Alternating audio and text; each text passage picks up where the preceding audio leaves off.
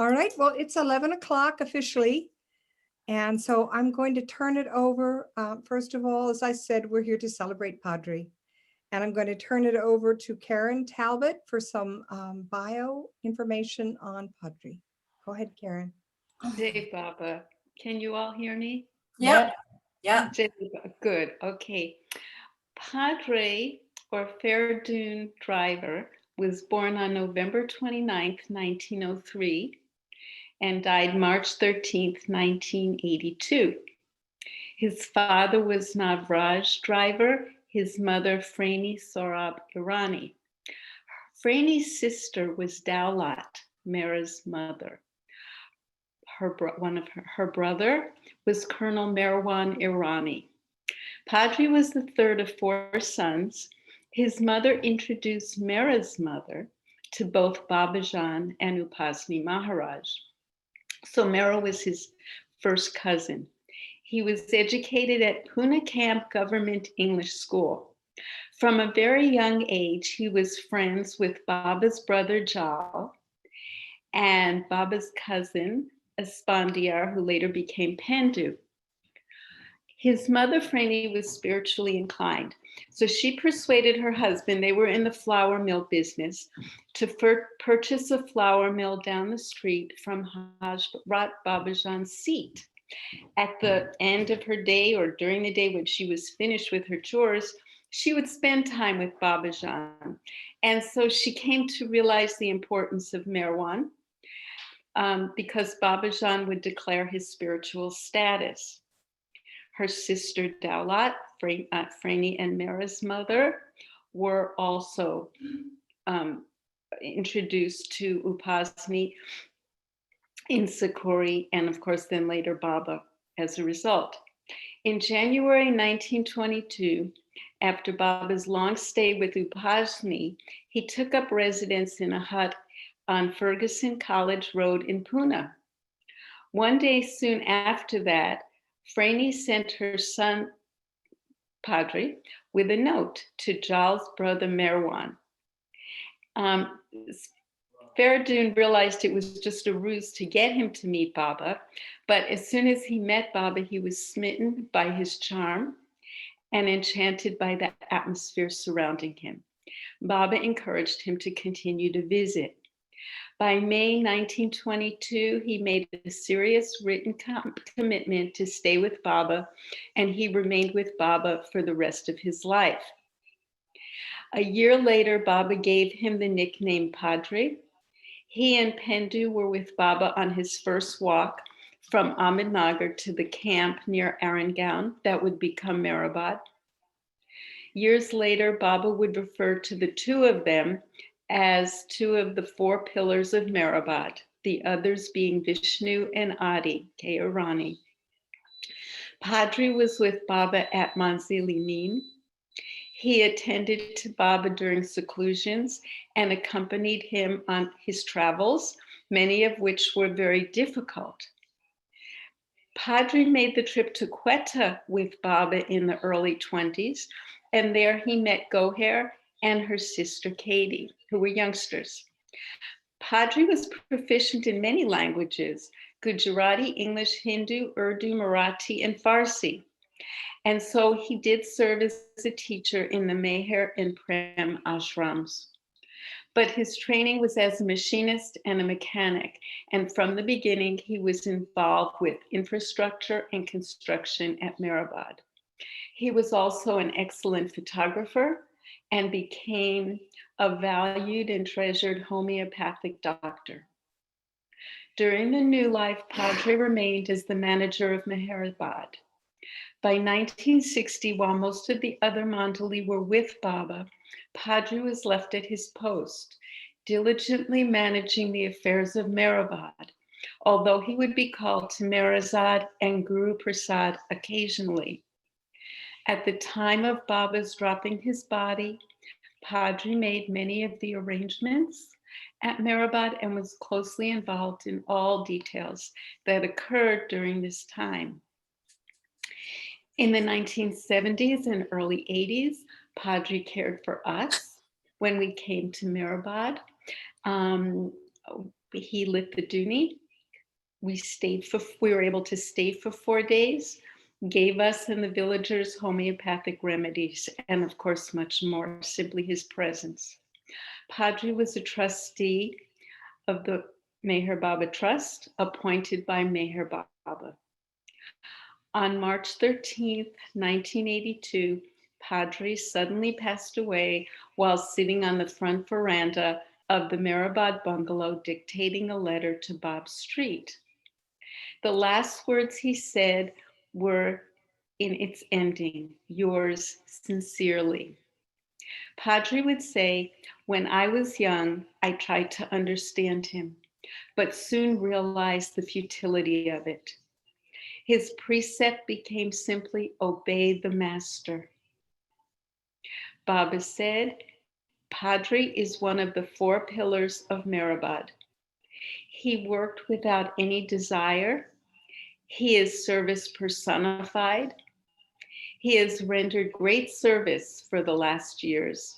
Padre, for instance, has not even the desire to know anything spiritual. All he wants and all he desires is to work for me. Jai Baba.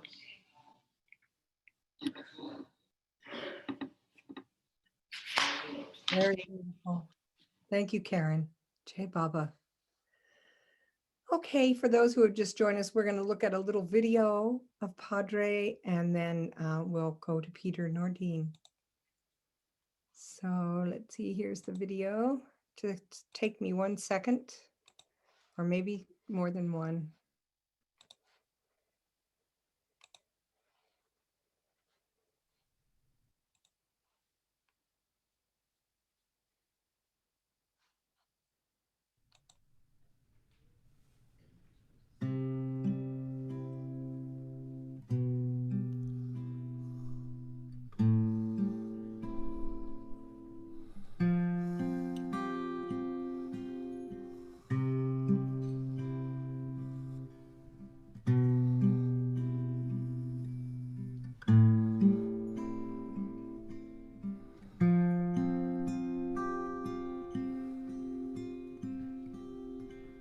I was walking down a lonely road, looking for a place to rest.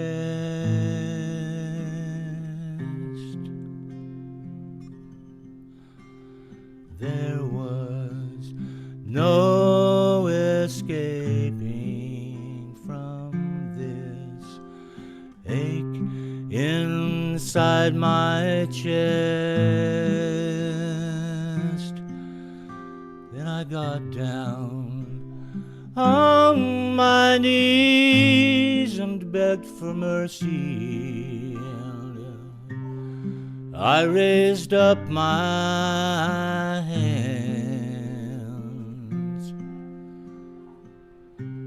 and I knew the answer even as I asked the question of just how much this love demands.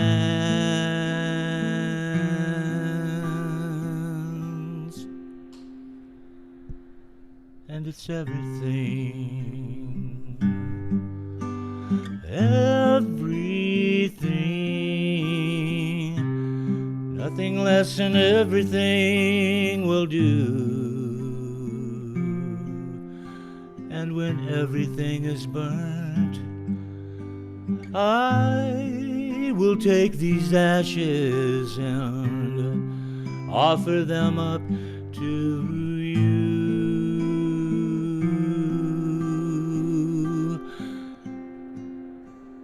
Meher Baba Mahadeva, Mahadeva,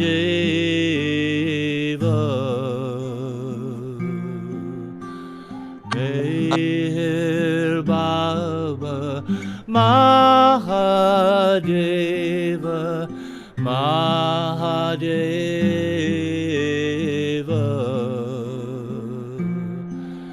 I was walking down a lonely road, looking for a place to rest. There was no escaping from this ache inside my chest. Then I got down on my knees and begged for mercy. I raised up my hands, and I knew the answer, even as I asked the question of just how much this love demands.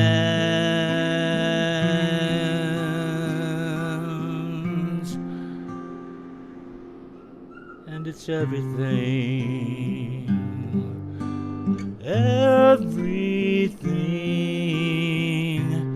nothing less than everything will do. And when everything is burnt, I will take these ashes and offer them up to you. Meher Baba Mahadeva, Mahadeva.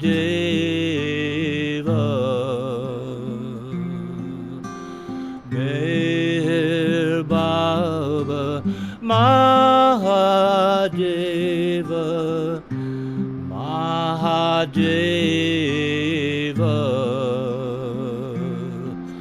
And it's everything, everything, nothing less than everything will do.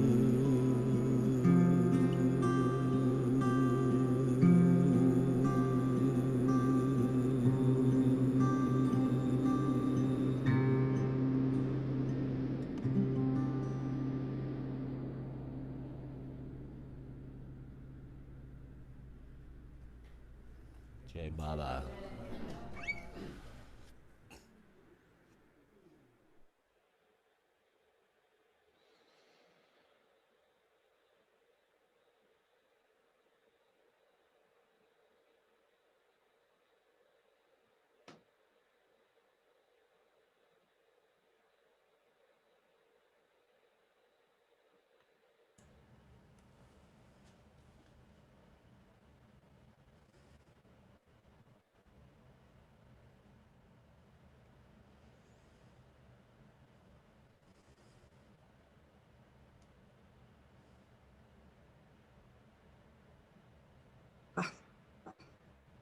Sorry, I didn't mean to sing during the thing. I didn't realize I was.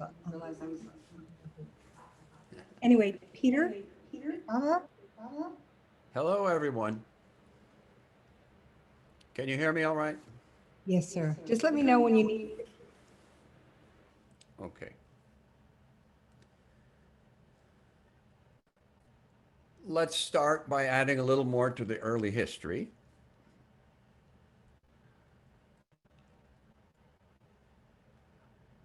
Mara and Padri's grandmother, Shireen, that is the mother of Daulat Mai and Freni, we know her as Freni Masi. Masi means mother sister. So because she was Mara's Freni Masi, she is known to us as Freni Masi. Freni Masi and of course Daulat Mai and their mother are also a few of the names you'll find on the memorial tower at Marabad. Shireen, their mother, used to also go to stay with the Upasli Maharaj, and she would visit Babajan on her own. This she continued to do until about 1923 when her son, Colonel Irani, prevented her from visiting those people anymore, those masters anymore. So this was the background. So within that family, there was this conflict. Some of the family were supportive, a few were indifferent, and some were opposed. What's that? It's feeding back, so I'm turning your speaker down. Okay, just turn it right off. I don't need it, do I? Can they still hear you? Can you hear me? Okay, so Okay. turn it on when you want to. All right.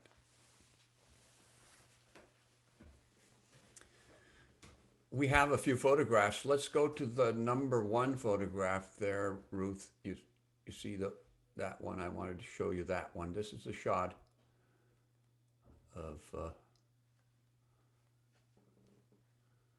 Padri in 1923, early 24. This is a passport photo. He is 20 years old here at the age of 20. This was taken before that first trip to Iran. Padre was on that trip, as he had been on other journeys early with Baba. He was one of the close attendants to Baba as a young man, starting basically in 1923. They made this trip. Padre became seriously ill, but Bob insisted that on the ship, he contracted some fever. Bob insisted that Padre should be taken onto Iran, the land of Iran. He got a little better. They carried him onto Iran, and his fever immediately flared up. He became seriously ill again. So they had to bring him back onto the ship. And that first trip to Iran didn't amount to much. It was simply Baba making a contact with the land, with the country. And they returned to India. The Gamela Yoga phase started after that. And there was that period where Baba sent all the Mandali back to their homes and traveled to the north part of India for about 1 week. It was the only time we know of during his life as Meher Baba that he was alone. They returned. Baba returned and called all the men Mandali back to Mehrabad for those few months of Gamela Yoga. That's when the construction of the Jopti happened. I'm not going to go in depth into any of these phases because it would take too much time. It was a very dramatic time, though. This is Baba essentially showing people that he was the master, not their Zoroastrian elders, nobody else. And they could decide to stay with him or not. But if they did decide to stay with him, these were the disciplinary conditions at that time. There was a constant tug of war between family traditions and obligations and life with the master during those few months. And this is something that Padre experienced directly at Mehrabad. This was essentially the originations of Mehrabad. A very dramatic time. Not well recorded in history, but we have enough of it to put together the pieces. After some more travel through India later in 1924, of which Padre was a companion, he was the youngest. Generally, there was Gustaji with Baba, and Gustaji was always the preeminent disciple of Baba's. To those early disciples, Gustaji was the senior respected disciple. Baba had made the comment, to bow down to Gustaji is the same as to bow down to me. So there was no question about his status for those early disciples, even for people like Padre, who was one of the first and closest disciples. Gustaji had great respect.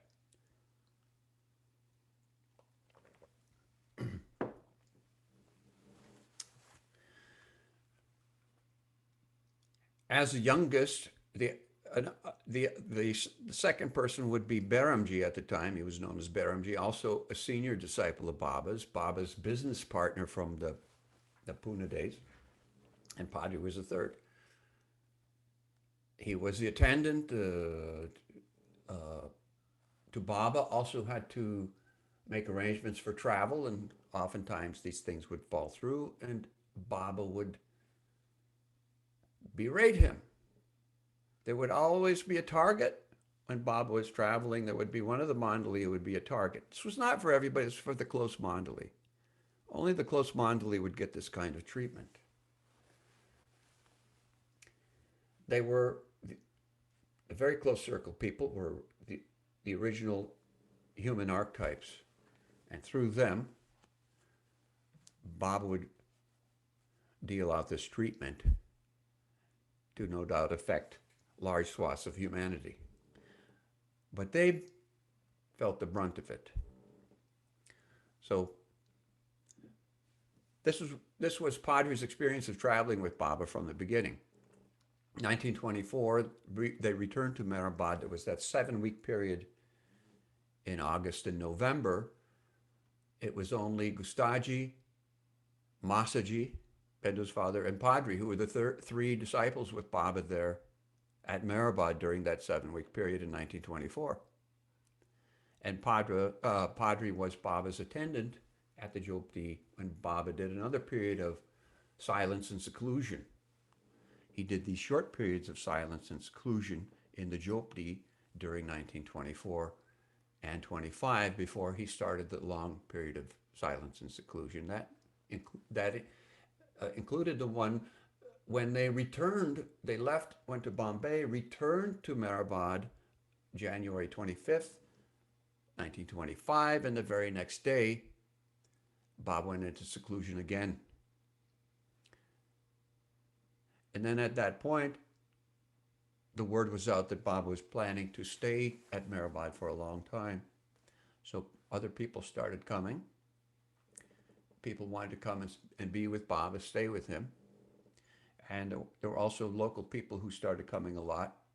This work with the children had begun the previous year, and now it developed into the Hazrat Babajan School, and then the Meher Charitable Hospital and Dispensary. Padri and Pendu played important roles in the Meher Charitable Hospital and Dispensary. Padri was a compounder. That means in those days there were basic raw ingredients for prescribed medicines, and that prescription would be given to the compounder, who would have to carefully blend these things for the patient's medicine. This was Padri's main role in the dispensary and hospital, and Pendu's main role was as the general manager to assist the doctor. That hospital and dispensary went on for about a 20-month period until the end of October 1926 for that first phase.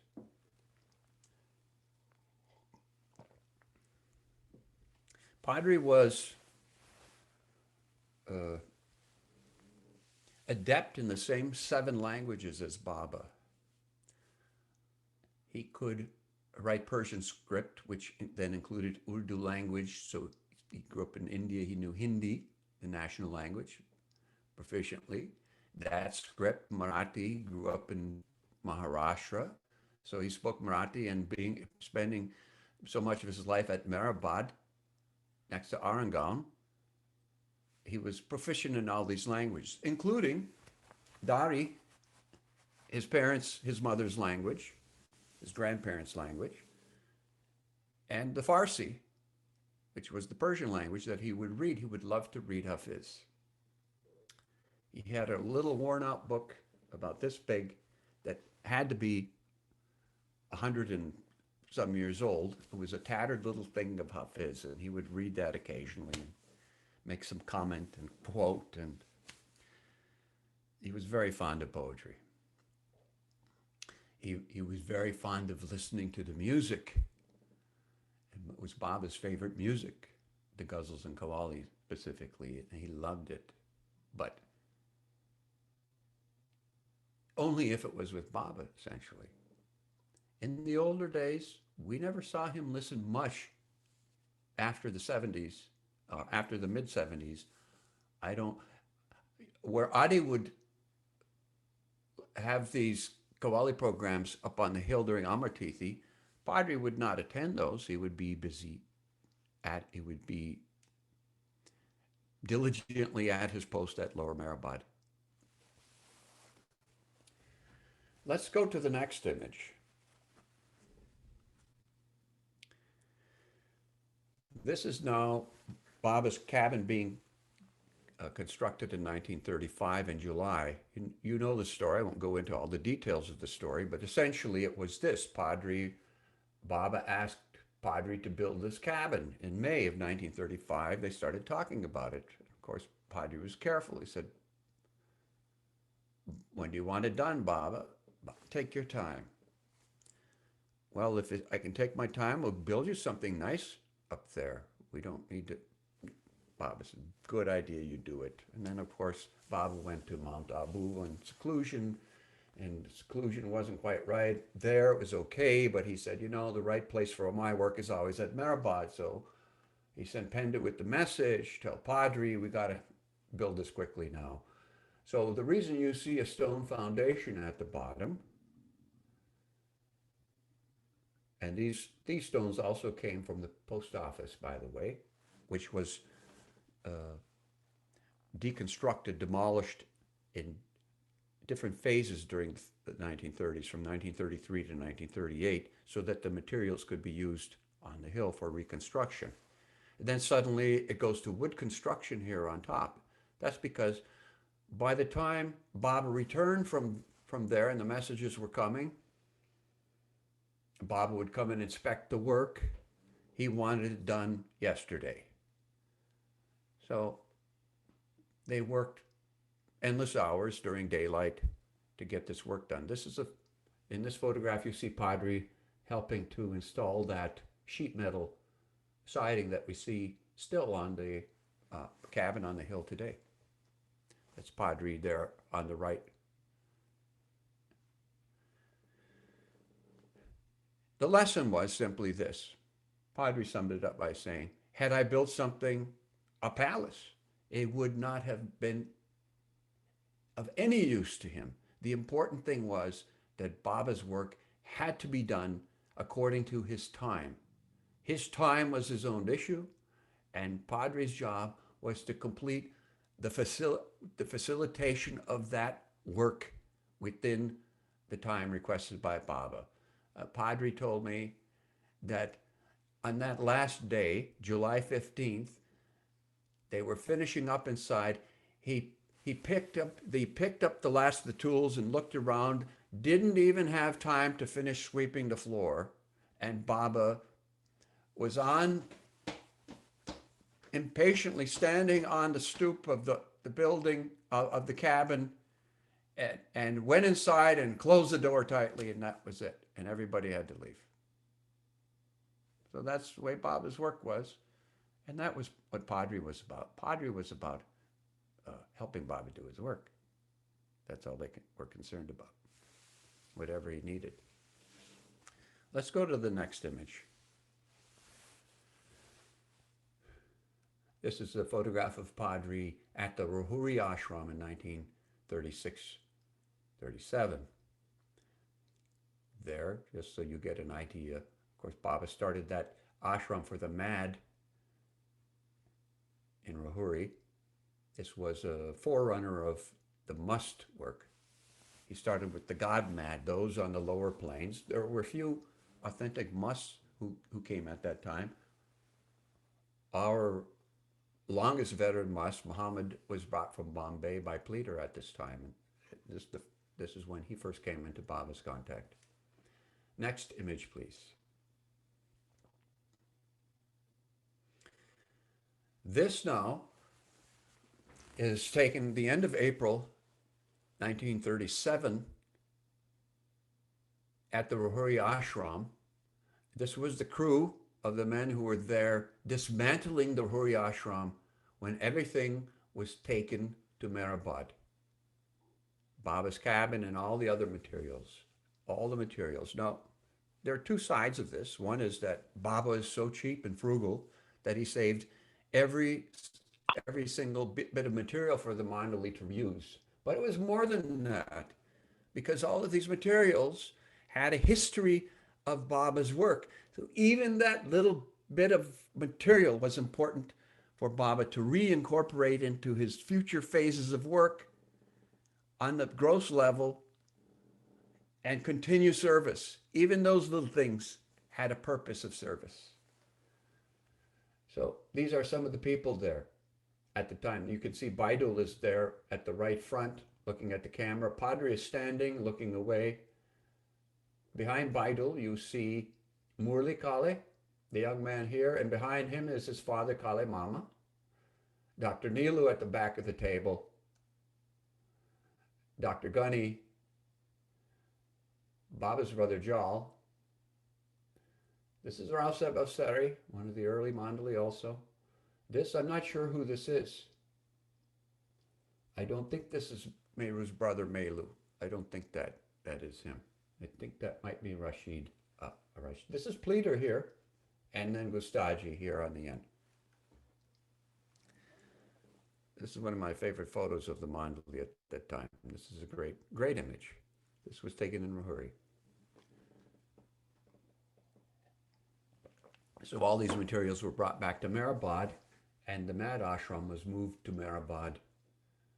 It was set up in that, when you see that higher flat area in front of the Pilgrim Center, and just south of the Men Mandali's cemetery, there's that flat area there.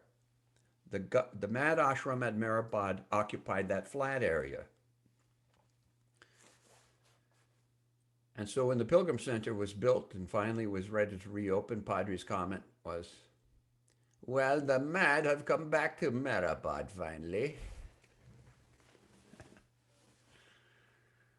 Next image, please.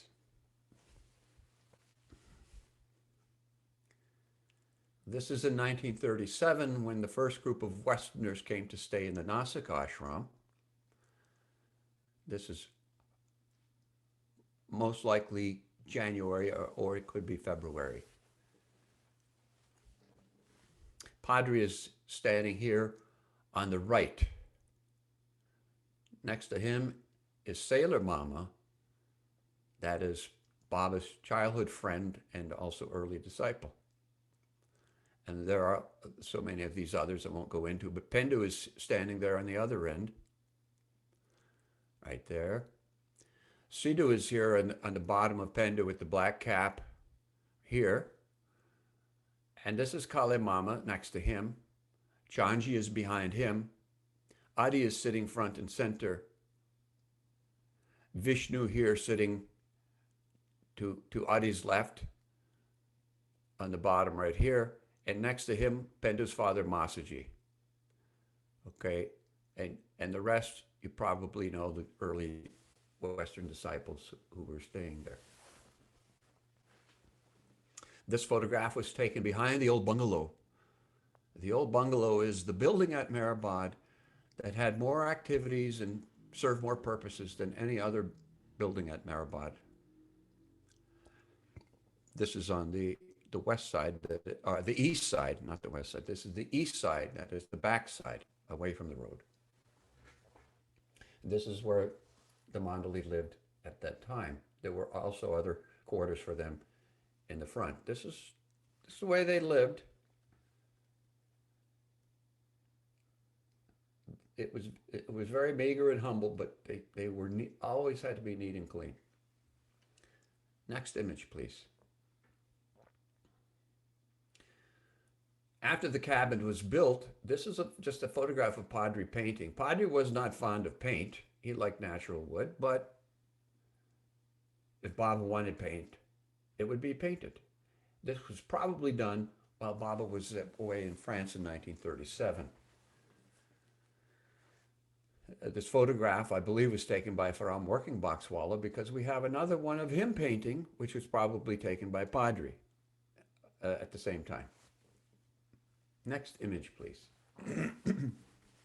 So the point being, while Baba was away at spells, they would get specific orders to do specific things at Mehrabad to continue the maintenance and development of the place according to what the need was. This photograph is taken about 1939. On the left, Kakabaria, Pendu, Adi. This is over here on we're looking at the left. This is Adi, Padri here, behind Baba's right shoulder. Ramju behind Baba's left shoulder. Sarosh, and this is Minu Barucha, this is a rare photograph where Minu Barucha is included in a picture of the Mongoli. This is either Nasik or Bangalore. I'm not sure which it was. We've heard Nasik, but I don't know if that's accurate. I think it's Bangalore. Next image, please. Now we're going up to the later years. You had this in the other one. This is actually the front of the old bungalow here. This is Padri on his motorcycle, not the old, there was another old motorcycle which we have lost now, but this was Padri's motorcycle in the older days. He had a French Exocet motorcycle, which Baba had given him in 1937 or 8, I forget. And he kept that running all those years. But later on, he got this one, Rajdut. This is a rebuild of the front of the old bungalow and the way it looked during Padri's time. The window, the door here on the left, behind Padri's right-hand mirror there, that door was the door into the hospital in 1925-26. This was the dispensary here on the left, and the door here on the right was at first the door to the school for the higher caste boys and girls. Later on, as Baba wanted to merge the castes, which was within a few months, he made a separate school for girls, and that was sometimes with classes in Oregon and sometimes with classes on the veranda of the post office building. These boys were merged into one common school in that area we know as Hazrat Babajan School, which went through 4 periods of expansion. And every time that happened, Padri was, of course, one of the crew when he had spare time because his duties were here at the hospital. He was one of the people who had to assist if there was a rush to get things done. Before Padri died, about, I don't know, maybe it was just a few weeks before he died, he had me walk around this building with him because there was the plan to demolish this south side of the building and rebuild it. And that rebuild was done after, just a few months after he died. And that's what you see today still. So we walked around this building. I just kept my mouth shut as he reminisced. He just walked through and reminisced, remembered different things. Baba ground grain here. He would sit for hours in this little room, grinding grain, sitting here. This is where this happened. This is where that happened. All of those things. I'd saved the pieces of Farsi where he mentioned Baba would sit for hours and so many things. The whole building was history. Let's go to the next image. This is a picture of the trustees. This is a little bit later. Dottie is there now. Balnatu is a trustee in this photograph. This is probably 77. Bao has been taken on Valnatu Dadi Carawala. So this is a little bit later. This is a nice image of the time. Of all of these, of course, the only one still alive is Ali Ramju, standing next to Padri in the back there, who was made a trustee after his father, Ramju, died in 1967. He will be, in the history of the trust, the longest serving trustee, because now, of course, they have new bylaws which prohibit somebody from serving for so many years, and I don't believe that anybody could match that length at this point anyways, going on 54 years. That's a long time.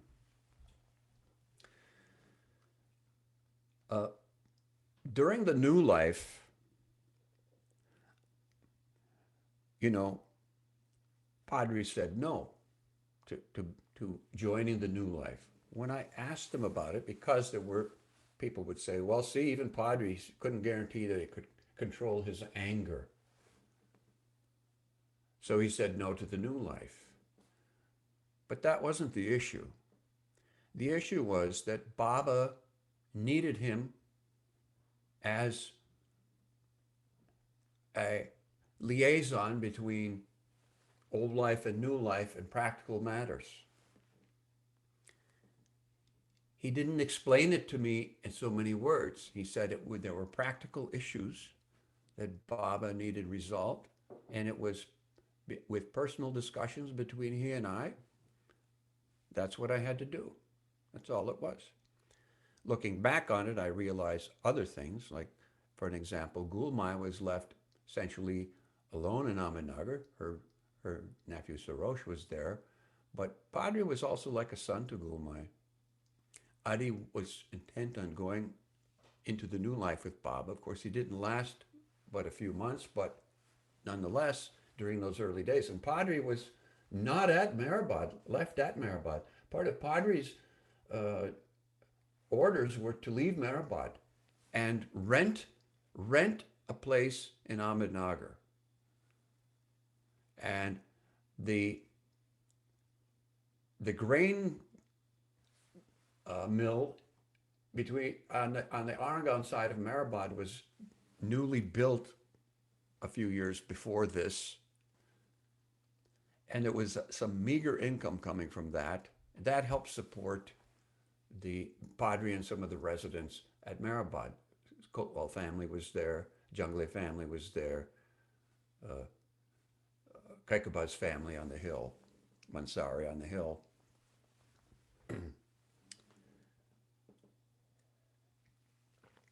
But Padri, his first mission was to have the new Life Caravan built, and he had to deliver that up to the north, up to Benares in December. So that was the first thing. In the end, Padri spent more time in the new life than most of the companions. But Baba was constantly calling him to do things. In the final seclusion for the Mananash work at Marisad, Padri was the personal attendant to Baba, not the four companions. Baba didn't want the four companions involved in that seclusion work, so Padri was the attendant for Baba during that seclusion. He also had to disassemble the Mananash cabins on the hill, take everything down and rebuild that into what we knew as Erich's room. That was the Mananash cabin. And all that material was left over. Padri did this all within a few days. He was very good at managing people.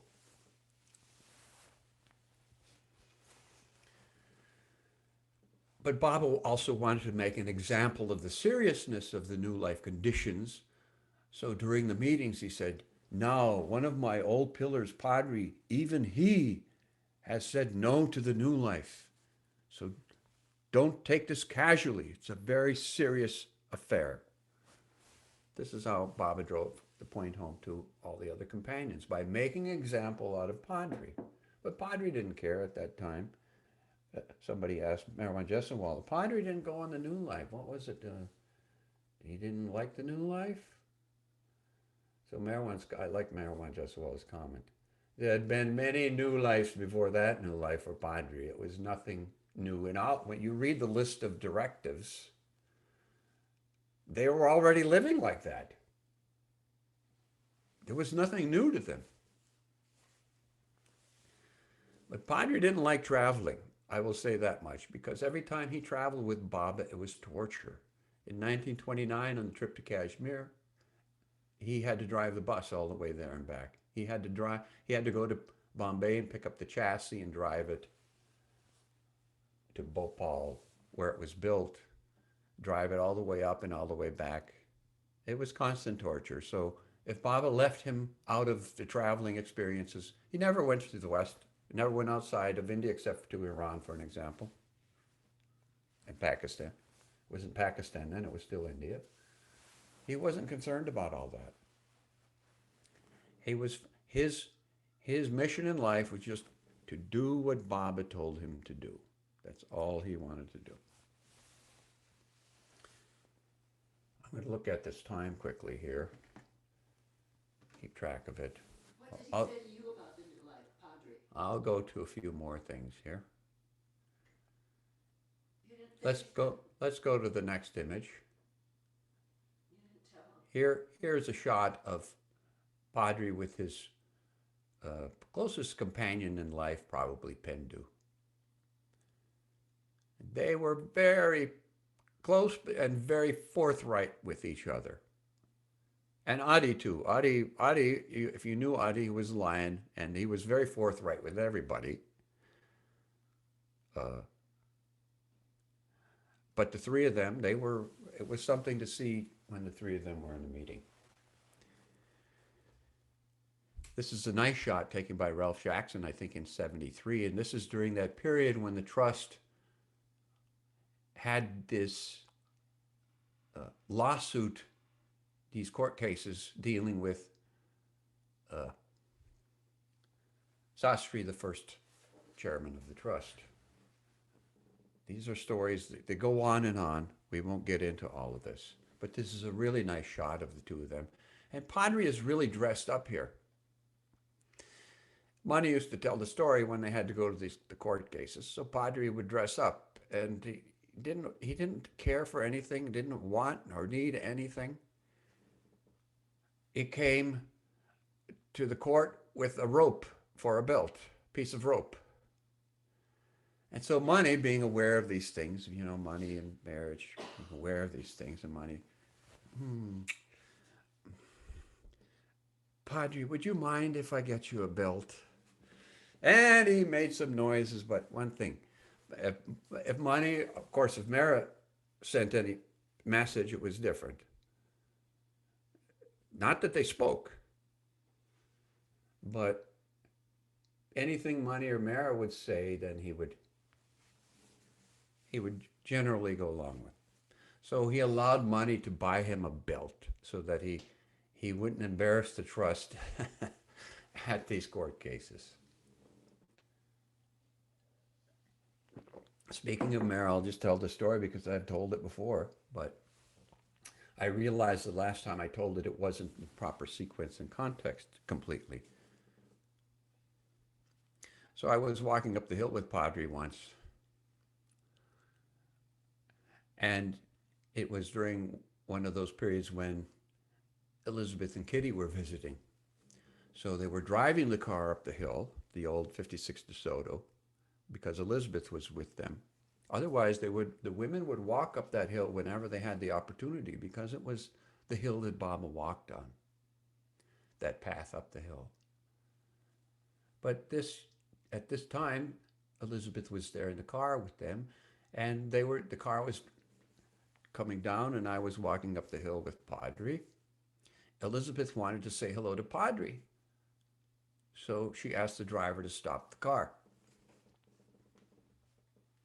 As soon as the driver stopped the car, those curtains between the front seat and the back seat were completely closed again, the purda for Mara.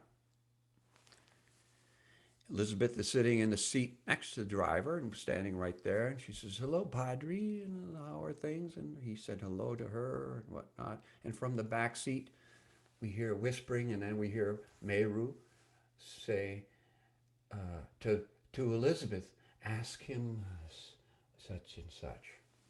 So she asks a question, and Padre answers her. And then from the back seat, you hear some whispering, and you hear Meru again saying to Elizabeth, what about the such and such? And this is how the conversation happened between Padre and Mara. I asked Padre after that once, I said, you and Mara are first cousins. Yes. And when did you last have a conversation with her? Well, it must have been 1921, I would say, at their house on Tariwala Road in Pune, when we visited them, 1921.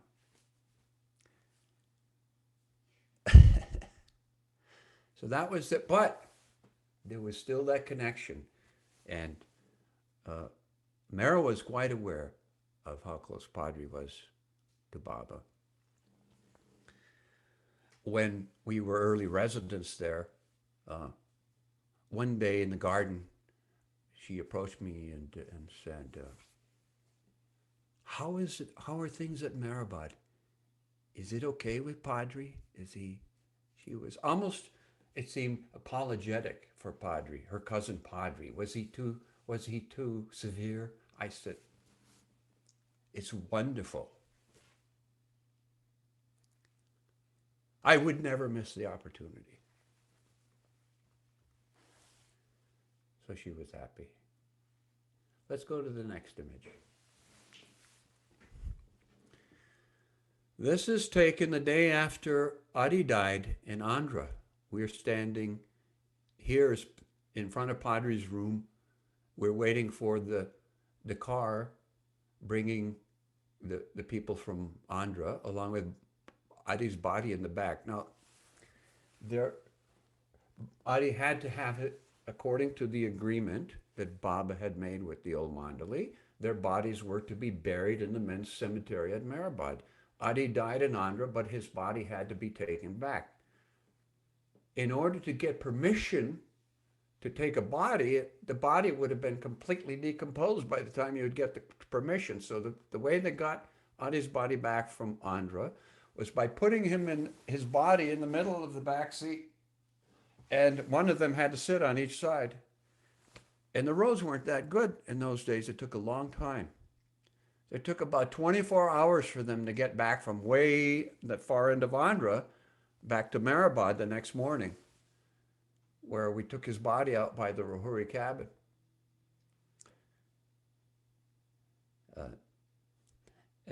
And when these arrangements were made about the men's cemetery, they started some months before the new life. Baba made the comment to Padre then, and you will have to bury all of them. So most people thought that Padre would live a long time. He would outlive them all if he had to bury them all, because Baba had made that comment.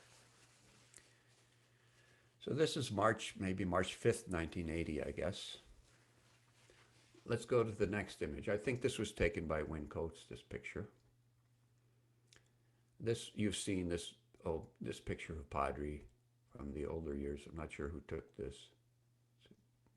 Nice photograph. Next one, please. And this is, right behind Padre is this window. And this is his chair to the right of the picture, leaning up against the wall. So he had that chair set up with his feet up on that windowsill that day,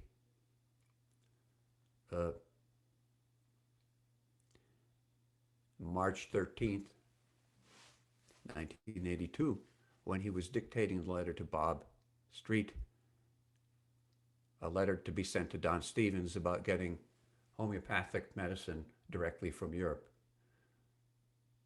And that's when his last words were, yours sincerely.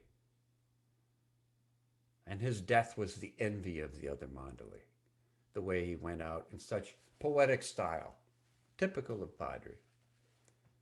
It was quite an atmosphere. Muhammad Damas was living inside the main hall at that time. He closed the doors to the hall from the inside and locked them, and he sang all night long.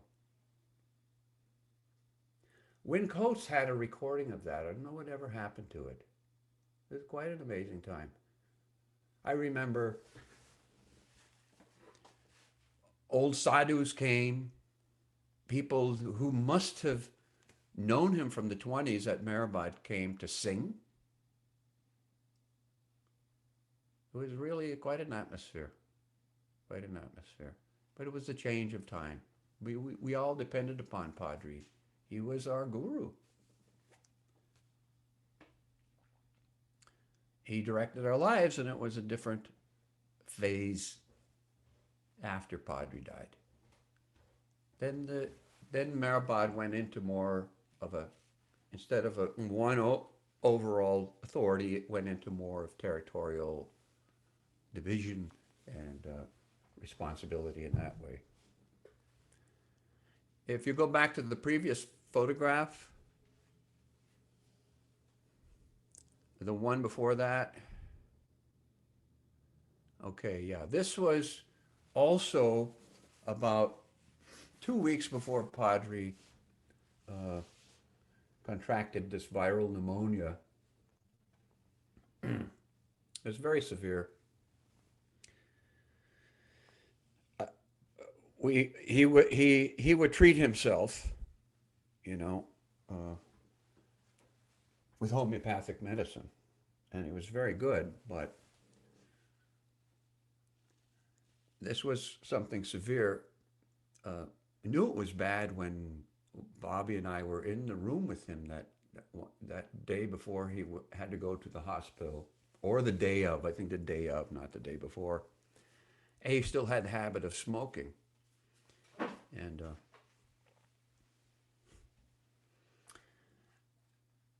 he was trying to do something. And he told me, "I can't light it, mister." He was trying to do something like this. "I can't light it, mister. Light this for me, will you?" I was just obedient. I took a match and struck it and held it, but there was no cigarette there. It was the invisible cigarette, which he could not light.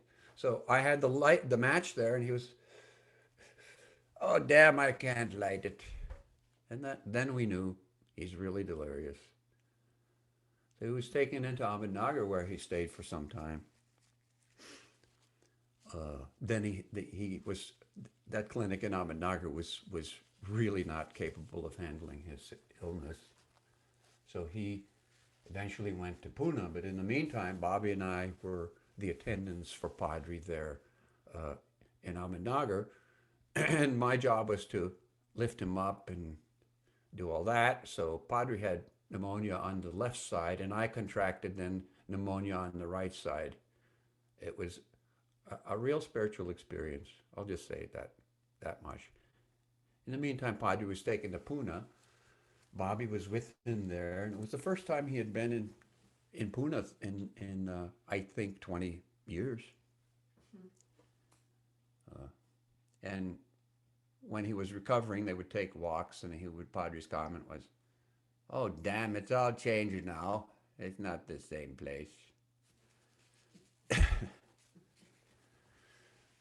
Okay, I think I've spent enough time. Let's turn your phone. So See if they talk to you. unless there is anything else you want to know, someone asked your personal stories of being, okay. said back to Yeah, you. it's anyway, it's Whoever said it. what to say. I'll say what to say. Personal impact.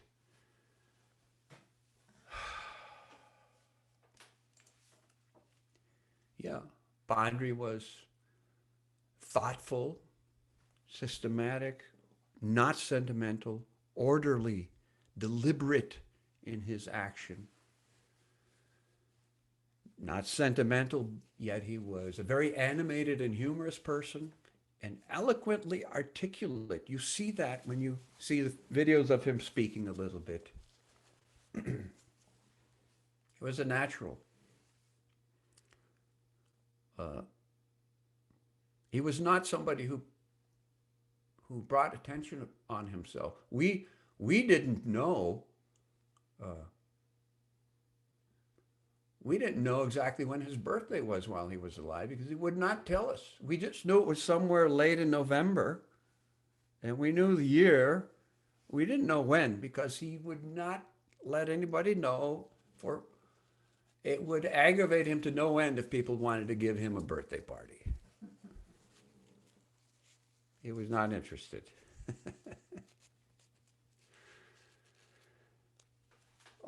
Once, I always tell this thing, a little comment he made. Somebody asked him about love, loving Baba, and he said, "Don't ask me about love. I don't know anything about love. I know to do with my own two hands the work he has given me. That's it. If you want to know about love, go and ask those people at Marazad."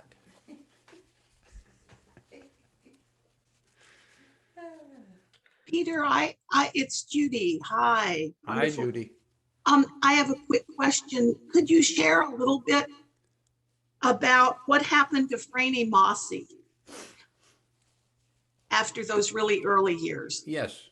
So Fredi Masi was a close disciple of Baba Jan's. The reason their shop was opened up down that long street, of which Baba Jan's Dargah is now at the end of, was because Fredi Masi wanted to be there. So Padri's father, her husband, was one of those people antagonistic towards masters. I asked Padri once, when did he last see his father? And he said it was 1927 at the family hotel that his grandparents had. And his comment was, he was a sour old man. He was not sentimental, no. Those people who stuck to Baba in those early years, they really felt the brunt of it, the brunt of that, and they had no interest except being with Baba. That's all. Franny Masi. Pardon? Franny Masi, what happened? So Fredi Masi, she stayed in Pune while Baba Jan was still alive. When Baba Jan dropped her body, she came to live at Mehrabad. She stayed in the family quarters with her sister, Daulat Mai. There were two sides. They each had a side, that little family quarters. So after the Shahane family was out of there, it was Daulat Mai and Fredi Masi who stayed in that family quarters. And Fredi Masi had cancer. And it went on for some years, and Baba told her not to worry about it. It doesn't matter. Essentially said, it doesn't matter. Don't worry about it. She was becoming more and more ill, and while Baba was in France, she was very critically ill there in the family quarters in Aragon, in that simple shelter there. Padre sent a telegram to Baba there in France. Mother is lingering. And Baba sent him a response, simple response. And she died as soon as Baba got word she died. She was relieved. And that was, I think, October 37. That's what happened with Fredi Masi. Yeah. There's a question here.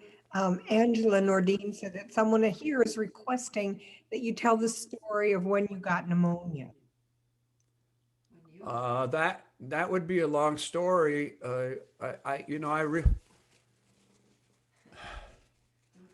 Maybe I'll tell it sometime, Okay. because maybe I'll tell it some other time. It's a different experience. Can you talk about Padri's relationship with the villagers? Oh, yeah. Of course, because of Baba, his close mandali, specifically Padri and Pendu, who were there, and Vishnu. Padre Pendu and Vishnu, who were there all through those years, they were highly respected by most of the Arangon people. Padre and Pendu were like the judges.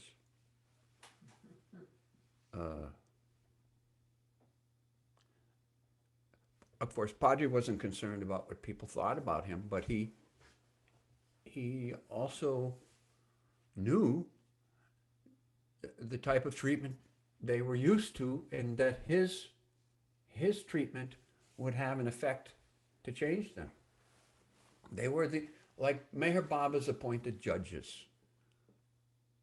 And people understood that in the same way that they would come to Baba for arbitration. They would come to Padre and Pendu. And Padre was, if you know, Padre was liberal with his abuse. But there's a different thing, because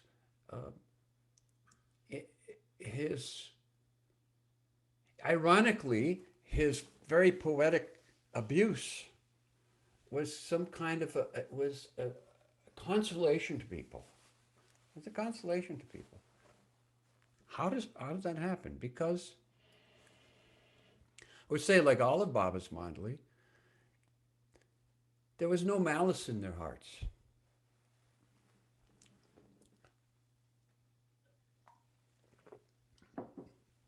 So people knew that it was all for the best intentions.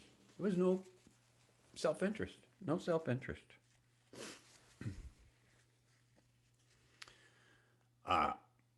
We have seen times when Padre would, like lightning, his hand would come up and slap some arrogant man or a dishonest man across the face. Like that.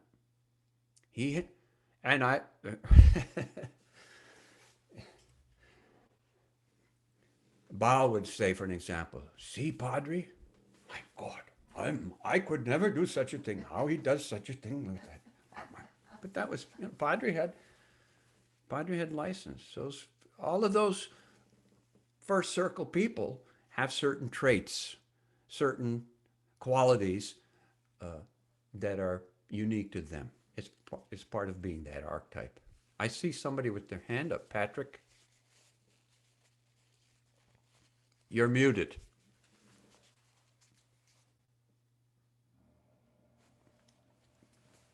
Does Patrick have a question? Okay, yes, hi, here we are. Yes. Earlier today, in the video that you showed, there was a photograph of Padre wearing a dark red down jacket. And I was the person that took that photograph in the early 1970s. The jacket actually belonged to a Baba lover from Colorado. His name was John Richards. And a down jacket is very big and bulky. And when Padre saw it, he laughed so hard. He thought it was really funny. And John took off the jacket and said, "Padre, would you like to try on the jacket?" And when he handed the jacket, a down jacket is very light. It was less than 1 pound. And Padre put it on and he laughed like it was the funniest thing he had ever seen. And I was able to capture that moment with him wearing the big down jacket. I met him several times in my early visits in the 1970s, and he was such a beautiful man. He was amazing. So I wanted to share that. Oh, thank you, because I've always wondered what the history of that photograph was. Now you know.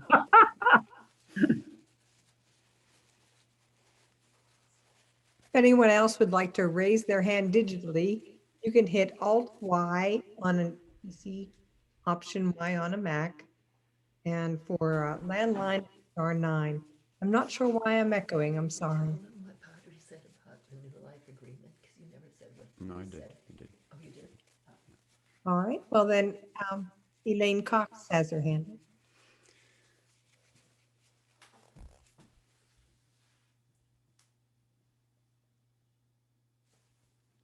Unmute. Okay. I had to find my picture before I could unmute. I guess it was about 1974 75, could be 76. I had the opportunity to come once a year, every year to Mehrabad. I had children, growing children at home, so I couldn't go and spend a lot of time in those early years, but I was always like kind of a little timid around Padre because of his directness, I guess, and his, well, his reputation for being Padre. But I must say, I had the opportunity several times to have early morning tea with him in his little kitchen next to the room where the must slept. And I remember sitting and listening to him talk. And he had this kind of, his presence was so amazing. It couldn't, I can't explain why I wanted to be around him at all, except that there was just this quality about him. And one morning he surprised me, and I think maybe everyone, the two people that were there, but for tea. The cat came into that kitchen. And here's Padre, and he had been speaking something. I don't even remember what it was, telling a little story, just an opinion or something with his usual brusque attack. And this cat came in and he went over, he had just given us tea with hot milk that he'd heated on this little tiny cook stove. And he pours some of this cream into a saucer. And here's this guy, this tough man, and the cat walks in and he puts this saucer down and the cat runs up, of course. And just the amount there, just in the approach of the saucer so as not to spill it, I guess, but the effect was he was actually putting that saucer down with love. The quality of the movement even, and of course the cat came up and drank and it was so sweet, but it was just such a lovely moment to see this guy who took care of such serious stuff and village dogs and village people and Westerners. And there he was loving this little cat. And that was a great gift for me. I'll never forget. You remember Mara's giggle when she would tell a story? She had kind of a giggle. Yes. You remember Baba. Yes. So Padre had the masculine version of that when he was delighted with something. That's right. So I remember in 1977, before the staff quarters were built, Mino Barucha and I were staying in what we called the Dharmshala then, which was the rebuilt northern half of the old bungalow. Mm-hmm. And Padre had, somebody brought a little mongoose. See, he was so delighted he wanted to show me that mongoose. So he brought the mongoose into the Dharmshala and put it on the floor, giggling, and he had an egg. So he was telling me, watch how this mongoose attacks the egg. So he had the egg in his hand and the little mongoose was there. And he set the egg down, and before that egg could leave his hand, the mongoose was striking on it like that, and bit one finger also in the process of grabbing the egg, and was bleeding, and he was laughing. It was such a delightful thing for him. He loved nature. He loved all things nature. Yeah. That was his. He didn't like. Pendu would listen to the news on the radio. That was Pendu's thing. Padre would never listen to the news. Of course, there was no going to movies or anything, although in the early days they had the cinema there. I remember when the society would bring a movie once a year. They would bring a movie to show at Pilgrim Center, and it was a beautiful movie, Black Beauty, which had very little dialogue. And I asked Padre, wouldn't you like to see this? It's a beautiful story about a horse, and there's very little I can't hear it, and I don't. don't have to hear. It's just a beautiful thing. No, no, I don't want to be. He didn't want to make a thing of it. People would make a thing of it. And then he knew that if he saw one movie, that would be the end of it. Then he'd be pestered to see movies. So he just forget it. Those days are gone. When Bob is gone, those days were gone for him. But what was I saying? Anyway, he really loved the natural world. He taught us a lot about it. His general knowledge was really superb. He never read fiction, only nonfiction. It was his personal discipline only to read nonfiction. So he became very knowledgeable about so many things. That was his background. Yes. There might be another question. Yes. You talked about his motorcycle riding, but he rode a bicycle all over Maribod too, even in his Yes. late years. You bring that up, Jamie, because the day before he died, it was the 12th of March. The hostels were being built at Outer Maribod, what we called Outer Maribod then. And I saw him riding his bicycle out to inspect the work. He was so diligent and responsible about anything that was going on. So he was going out to inspect the work. And I just saw him, I shook my head. I said, man, this old man, he just will not, he's not, I thought to myself, he's going to die with his boots on. He died the next day. He would ride slowly up the hill. He would ride up that path on the bicycle, Yeah. and then go into the back areas out in that rough ground on his bicycle. Yes. Sometimes we'd go for long walks with him across. Now that where they have what we call Maher Colony there was nothing. It was just barren fields. We'd walk across. I remember walking with him once to some old farmer's place.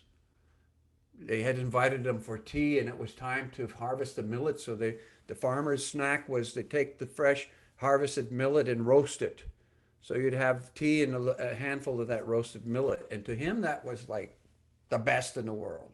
How could you want more? Simple little thing. Simple thing. Yeah. People would come. You all will remember. We remember some of the comments he made. When I came there as a resident, I had this one-time allowance to bring things in on the entry visa. It's called a changing residence allowance. So I brought like a wheelbarrow and a level transit and a chainsaw and that kind of a thing I brought. Padre would read the newspaper and he would be disgusted with politicians and worldly stuff, but he'd read it and look at it, and then he was reading it one day and said, "Mister, you brought all these machines. I wish you would have brought me a machine gun. There are many people I would love to slaughter." Peter.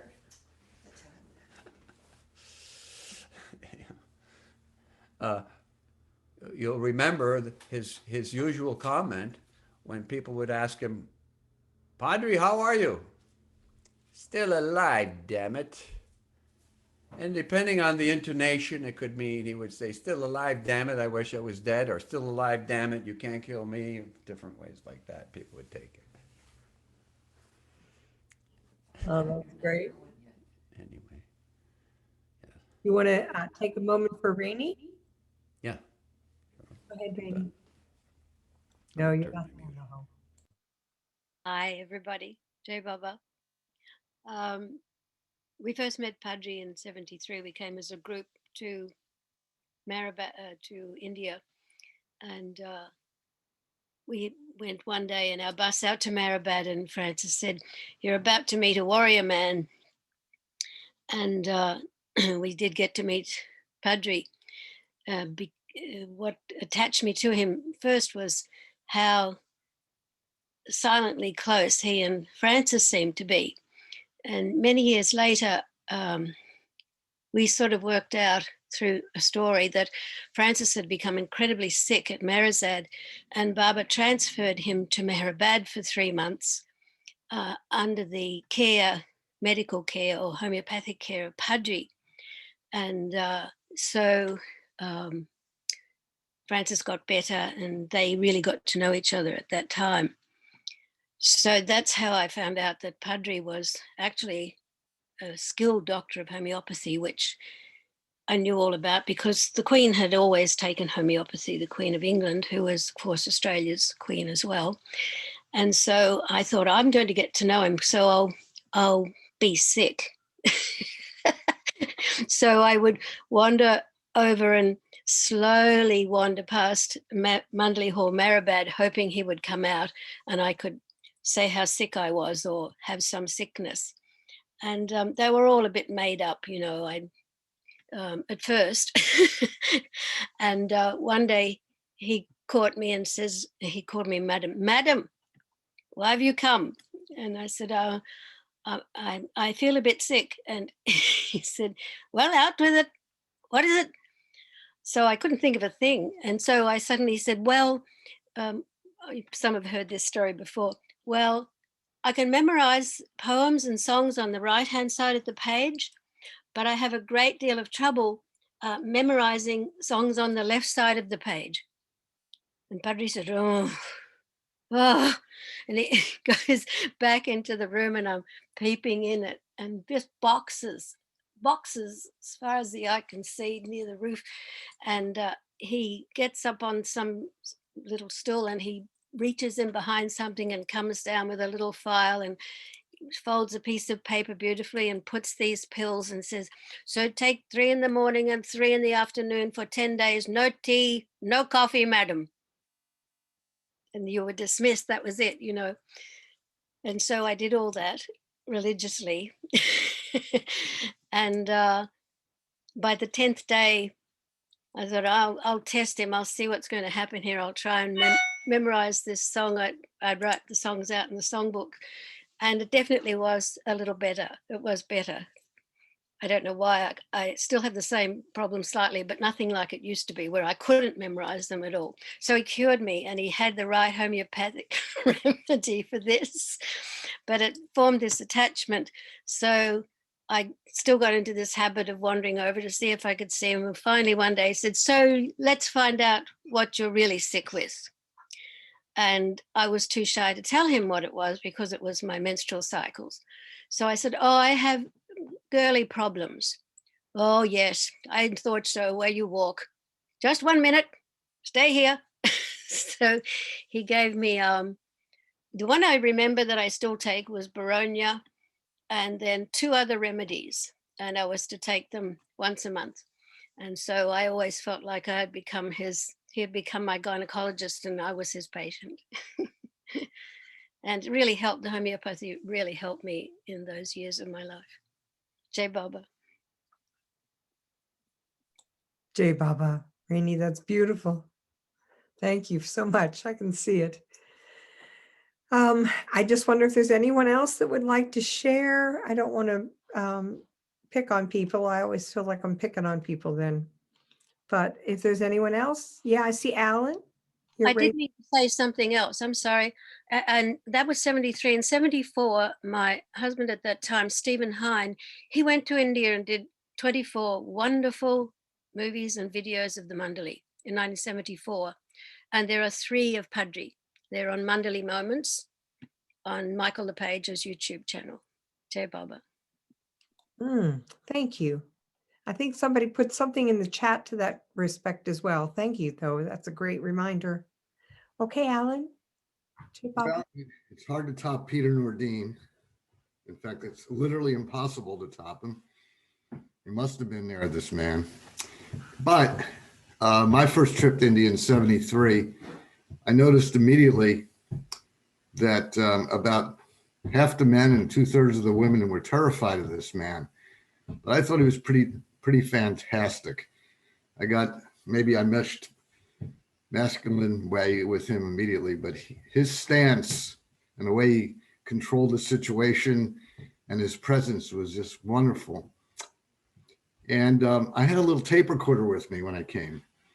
I don't know why I brought it, but I did. And finally, one morning, he said to me, "All right, mister." And I can't do Peter Nordeen, but I'll do the best I can. "Come on in." He said, "Sit right here." And he put me on the bed. He says, "Okay, turn that machine on," or that thing on, whatever he called it. And for the next hour, he talked. And I have the tape about 8 feet away in my nightstand. I guess I should get it digitized one day. It's probably part of the stories he told constantly. One of the other stories that occurred was when I came in 1980 with Karen. I had just taken the bar exam, and he was actually quite excited about all this. And we were out in front of the PC. The PC had just opened. This is in August, and the PC had opened in June. It was just the two of us, and he looked at me with that broken pointy finger. And he put it up to my nose, and he said, "Well, mister, now you're a liar." And I said, "Kaka," that means uncle, I guess. "I've always been a liar. Now I'm a lawyer too." And he pointed the finger at me, again up to my nose, and he had nothing. He had nothing. And he squinted his eyes, and he spun 180 degrees and walked about 2-3 strides. He turned around, he bent over with the finger again, and he had nothing. And he walked away. And I said, in the history of the world, maybe Peter could speak on this a second. Has anyone ever gotten the last word on Padre? So I want this on my epitaph, if I ever have an epitaph, that he got at least once the last word on Padre. It was one of the more marvelous moments of my meager career. I'm trying to think. Karen has a great story which she might share about the scorpion bite. That was quite the story that time. Well, I'll let others speak. I could see there's about 80 of us here, so I don't want to take up too much. Thank you. Loved your story, Alan. It's wonderful. And Karen, do you want to share that story about the scorpion?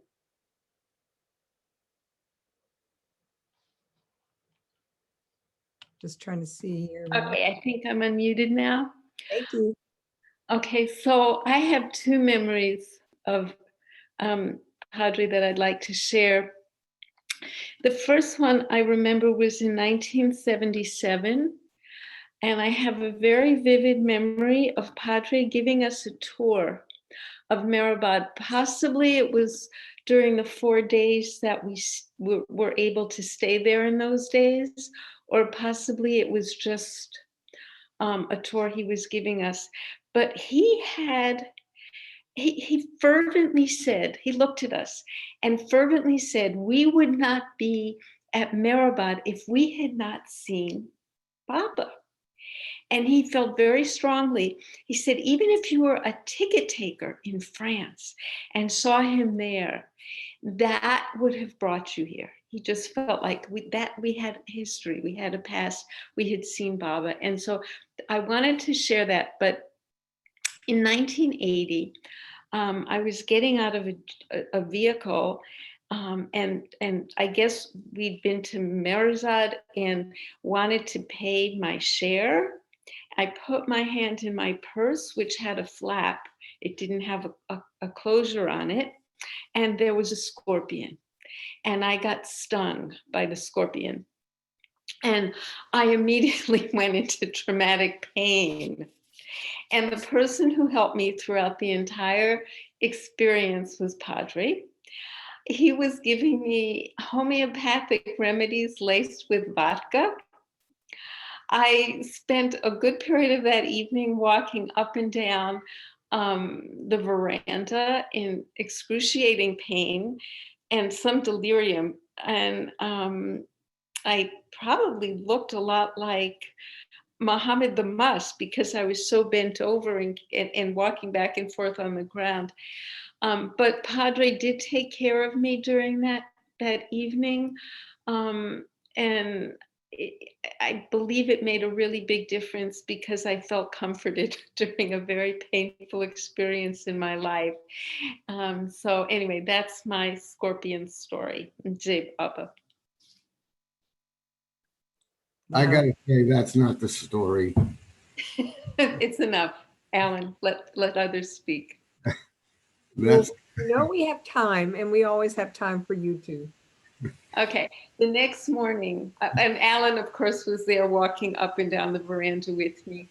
I did think it would have been merciful if they had chopped off my arm.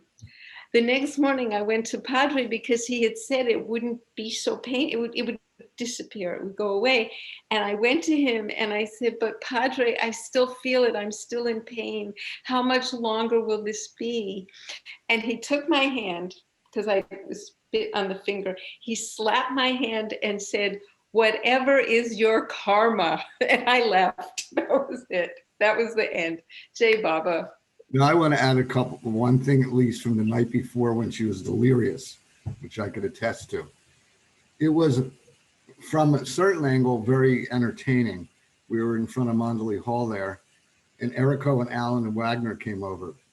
And they wanted to watch the whole scenario. So Karen would walk up and down the veranda continuously.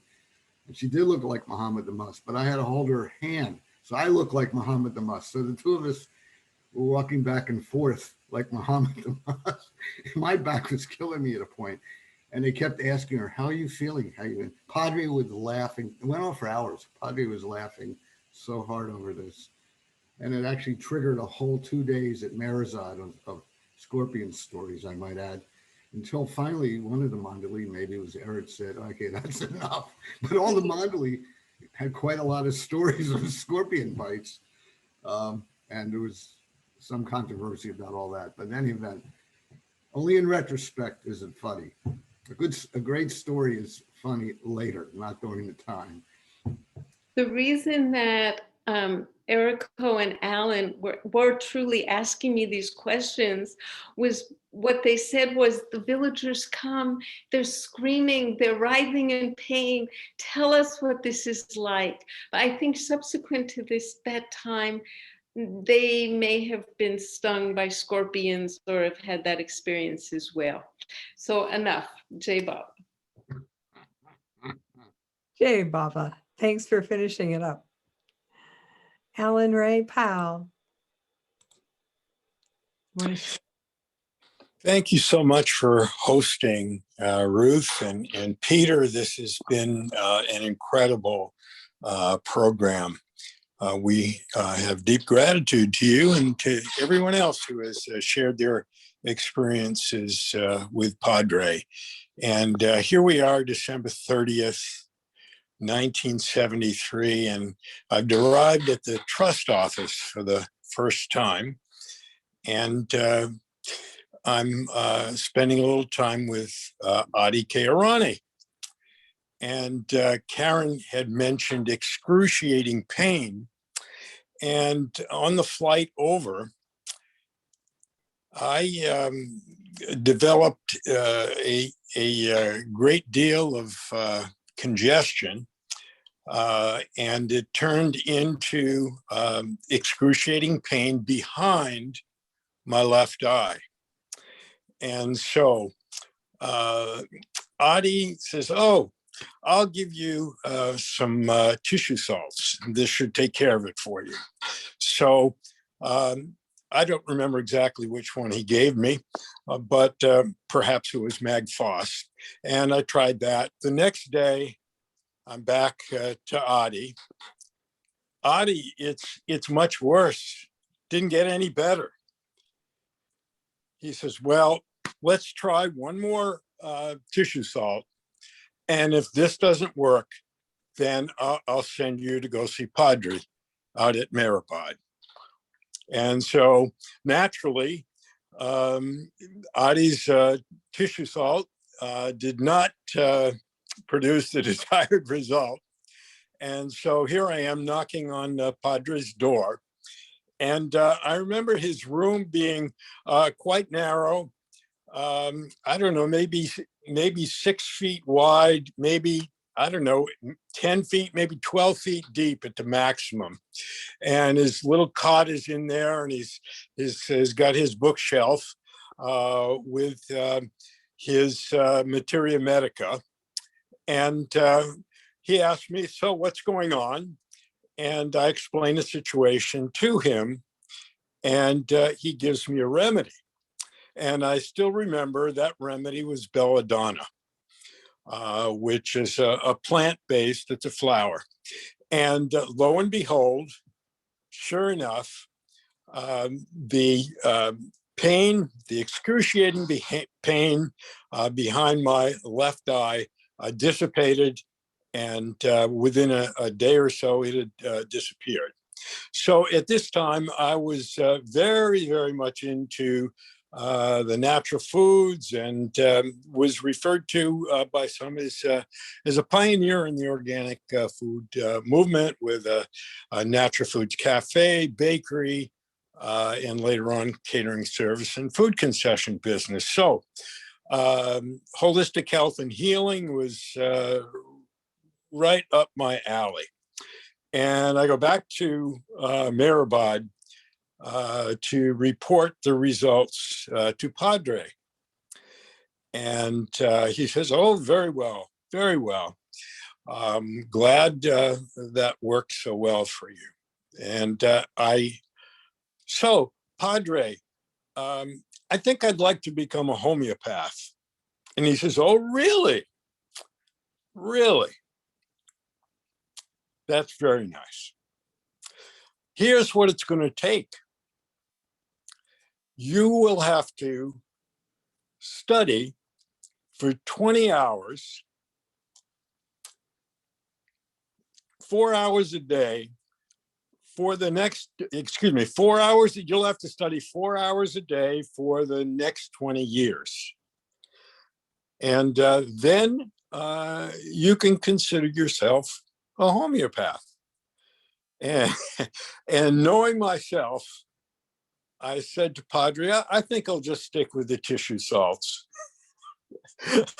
And I have continued to rely on homeopathy ever since. But I think it was pretty clear to Padre, as well as it was to myself, that pursuing a career as a homeopath was not a good decision, a wise decision for me at that time. So that's my most memorable contact with Padre. Thank you. Thank you, Alan Ray. That was beautiful. Glad you enjoyed it. Ron Greenstein, sorry, you have your hand up? Yeah. Yeah. I wanted to share an anecdote that I've told, I don't know, maybe 100 times over the last 40 something years. That is a little window into Padre, into this big window that we had today. This is really good. But I don't remember who told me this because it's so long ago. And I'm not even sure who the other person besides Padre in the anecdote is or was. But maybe somebody else has heard this anecdote, because I'd like to know, a little more detail if there is. So this has Padre sitting on the veranda at Mondeley Hall, looking out toward the road. And a vehicle shows up, a rickshaw, I believe, and a Westerner gets out, and alone, dressed in a pair of overalls, no shoes, no shirt, and a big beard, big hair all over the place. And this grabs Padre's attention. He decides to get up and approach this fellow who just got out of the rickshaw, looking around, obviously new to the area, and supposedly looking for Baba's samadhi to go to. So Padre is not pleased by this fellow's appearance, apparently. And he comes up to him and he comments on his appearance suggesting that it's inappropriate for coming to see, coming to Baba's Samadhi. So this fellow looks at Padre and he says, look, old man, you're not going to stop me from going up to see Baba, if that's what you're thinking. Padre looks at him. He embraces him and says, ah, a man after my own heart. Anybody know who that fellow was? I have a feeling I know, but I'm not going to say who I think. Anybody ever heard that one? I think I've heard you tell it before. Yeah. No. Tom Forson is the one who knows that story firsthand. Oh, There's the man right there. was it Tom? No. Show up. Oh Answer. my. You're on. Uh-oh. Uh-oh. Am I vocal? Yeah. Yeah. I am vocal. Okay. As I was listening to Ron tell the story, I was thinking, I kind of know that story, but it can't be the same because of the circumstances.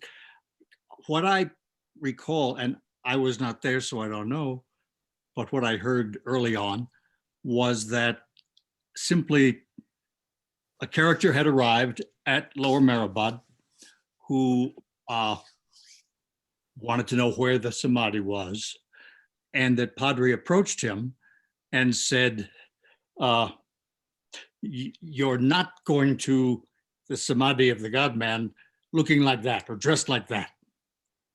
And the fellow responded to him, no, I'm sorry. Padre said, who do you think you are to be going to Meher Baba's Samadhi looking like that? And the response was to Padre, who do you think you are to tell me how I should look going to the Samadhi of the God-man? At that point, Padre stops and says, I like the fellow. You don't know who it was. No idea who it was or how accurate, whichever story. The gist of a Padre story is the same, no matter what the Exactly. are. I liked both twists. It was beautiful. Thank you, Tom. Anything else you want to share, Tom, while we're... No, I don't think so. Thank you. All right. Except thank you for all of this. It's wonderful. Well, Judith, we're grateful that Peter's here. We're going to call on him again in a minute. But I know Betty's had her hand up, so we'll ask Betty to speak. Jay Yeah. Bob. Actually, this, I didn't meet Padre, but I just wanted to call folks' attention to, there was a little story back in the chat, and folks might not have realized that this was Deborah Ash's story about, and the Michael in the story is Michael Campagna. I'm just going to read it again. She says, Michael and I spent time with Padre on our first pilgrimage in 1981. Michael had an allergy and we went to see Padre, who got several homeopathic pills. He asked Michael to open his mouth. Padre threw them into Michael's mouth and slapped the side of his head. LOL.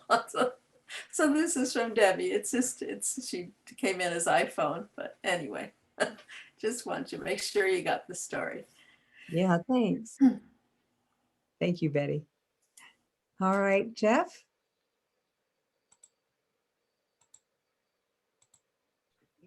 Did anyone tell the story of Flag Chris? I don't think. Anyway, Flag Chris was one of the Western residents, and he used to work out at Marizad. And on his way back into town, he would stop by at Sarosh Canteen, maybe have a beer or two, and then come back to Lower Mehrabad where he stayed. And on this occasion, he lost track of time, and the curfew back then was 9:30 to get back to Mehrabad. And lo and behold, he was not going to be able to make it before 9:30. So he got a rickshaw, and he got the rickshaw guy to come out about a half a mile from Mehrabad, and then he kind of quietly was walking back into Mehrabad. And Padre, who would sit with his back to on the chaise lounge with his back to this road or the highway, whatever you call it, he's trying to get back in, and Padre says, "Who's there?" And Flag Chris says, a nobody. Mister, you ain't nobody yet. that was Padre, and that was Flag Chris. He got caught. Wonderful. What about yourself? Anything personal with you and Padre? I can't think of anything right now. I do remember he would insist back in those early years when we would stay at Maribad, that you had to eat everything on your plate. And I know that Dennis McCabe was not feeling real well, and he got a plate of rice and dal. And in order to kind of escape Padre's wrath, his kind of mock wrath, you might say, he stuffed the dal into his pockets, the wet dal and rice, just to avoid getting censured by Padre. Those are the kind of things that we would want to do to kind of get around those sharp eye, the scrutiny of Padre. But I'll see if I think of anything. I love it. Thank you. All right, Jeff. I can say two things. Jeff? Yeah. Remember when we would do like fake fighting at Maribad? We showed Padre our fake fighting. And the Padre's comment was, well, youthful enthusiasm. But the two orders, whenever in those days before the Pilgrim Center was opened, people would come to Maribad for 4 days. You would begin Monday dinner and end Friday lunch.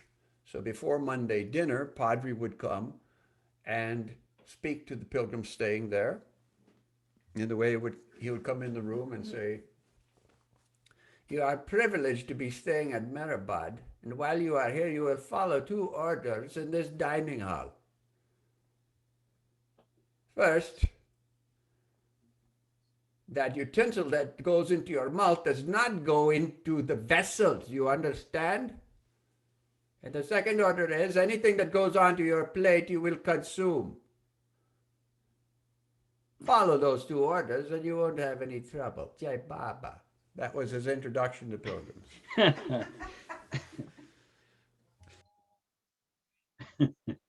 That's great. Now, let's see here. Oh, sorry, Elaine.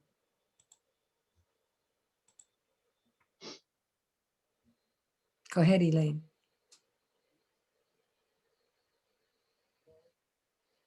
Did we lose you?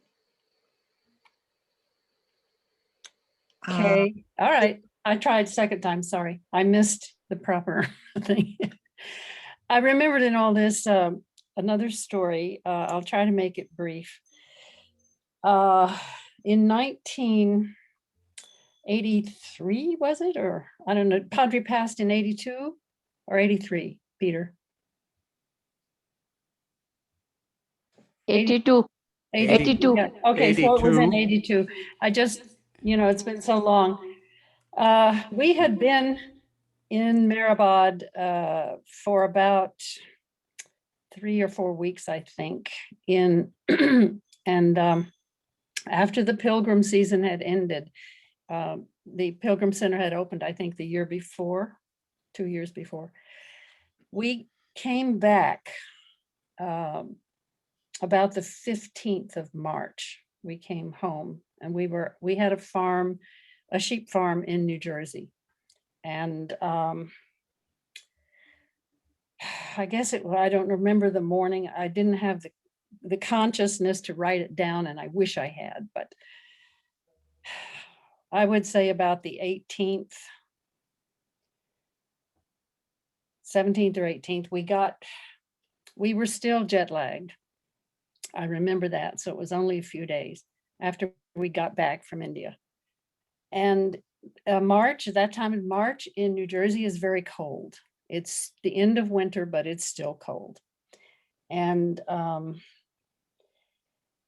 we were asleep. we had managed to get to sleep.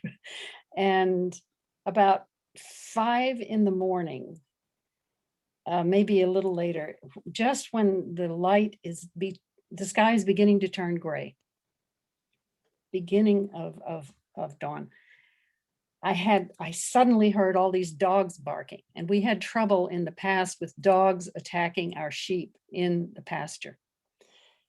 And these dogs were barking and woke me up. And so I said, God, there's dogs in the pasture. And we flew out of bed, pulled on our boots and threw jackets around, and we ran outside into the cold and ready to run into the pasture after the chasing dogs. And it was completely quiet. There was this very special atmosphere.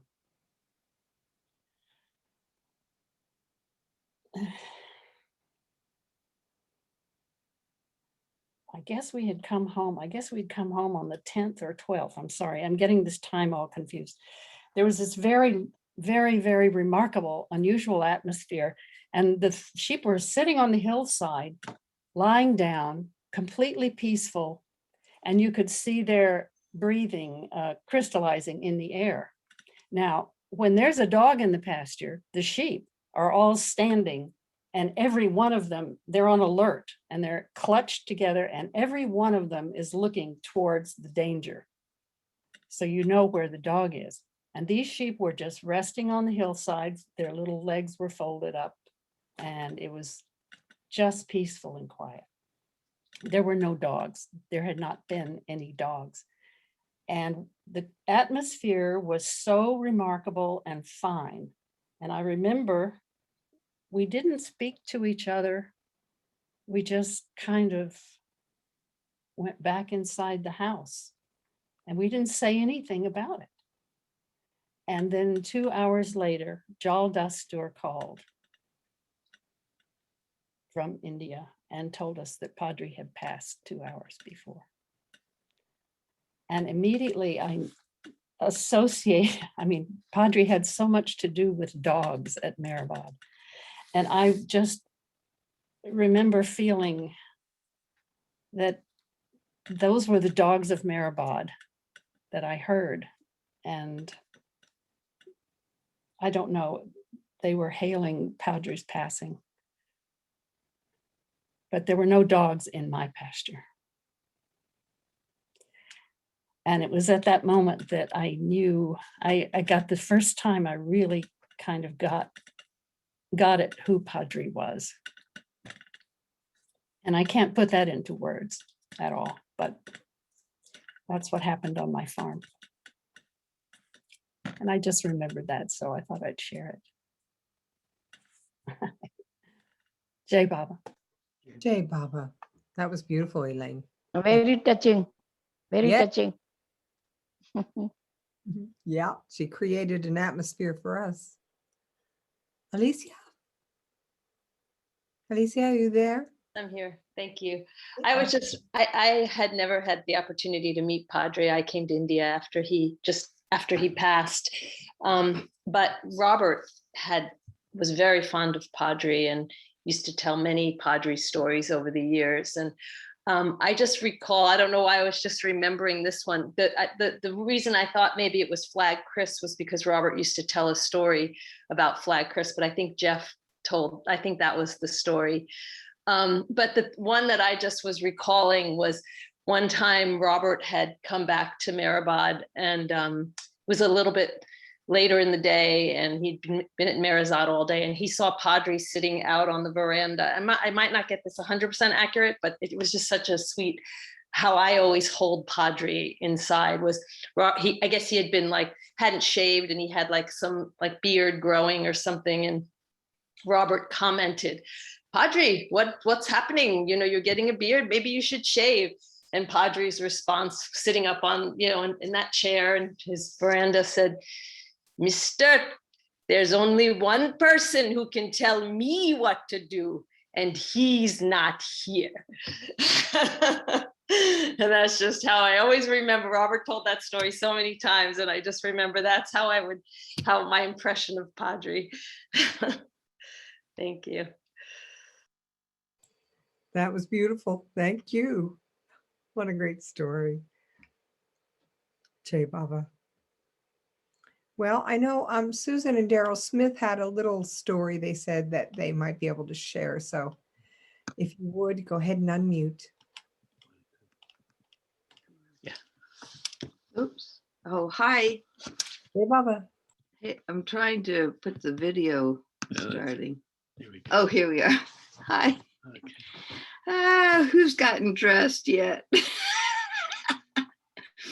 Anyway. Oh, it's just so wonderful to hear these stories of Padre and those early days in Maribod. And thank you, whoever said, oh, I guess it was you, Peter, who said, we came on Monday for dinner and then we left Friday after lunch. And I just remember this was my first trip in '79, and Daryl and I had just been married a few years, and I remember thinking, what in the hell am I going to do here for 4 days or 5 days these days? How am I going to fill up my time? Oh my God. But it just was so rich and full. I can't tell you what I did, but anyway, my one Padre story is very touching to me, as we all have these little gems, or some of us have little gems, some of us have trunks of stories like Peter and some of you other fortunate ones. So it was the evening, and Padre would often sit outside on the veranda and tell stories or just hang out with the people who were staying there. And I knew we were supposed to carry a lantern, and I carried my big bright lantern because I was pretty scared, I guess. But anyway, he got up, went on that light, get that light, it's like, who's got that light, and that was my first, what I remember, experience directly with him. And of course I didn't say a word, but the next day or during the time there, in some very gentle, sweet way, he came and either said something to me or put his arm around me or just in some way softened that blow. And so I felt like those are the two sides of Padre, this very, as Peter said, strict, straight and narrow, no nonsense kind of. And then the very tender sweetness that someone shared of giving that little kitty cat some milk, it's like, oh gosh, that's such a beautiful remembrance of the contrast that these people had in their, and I imagine Baba too, who was so fiery early on, and then to a lot of us seemed it's very just gentle, loving. So that's all I had to say. I don't know if Daryl has something. I just have that image of a bull whip that he had against the wall. This was in '73, I think, Peter. And the story I heard was this is what he used to enforce his authority with the villagers.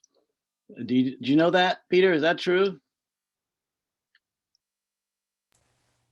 Yes, occasionally he wouldn't. Yeah. It was there in view inside his room. A few weeks before he died, I had a crew of workers.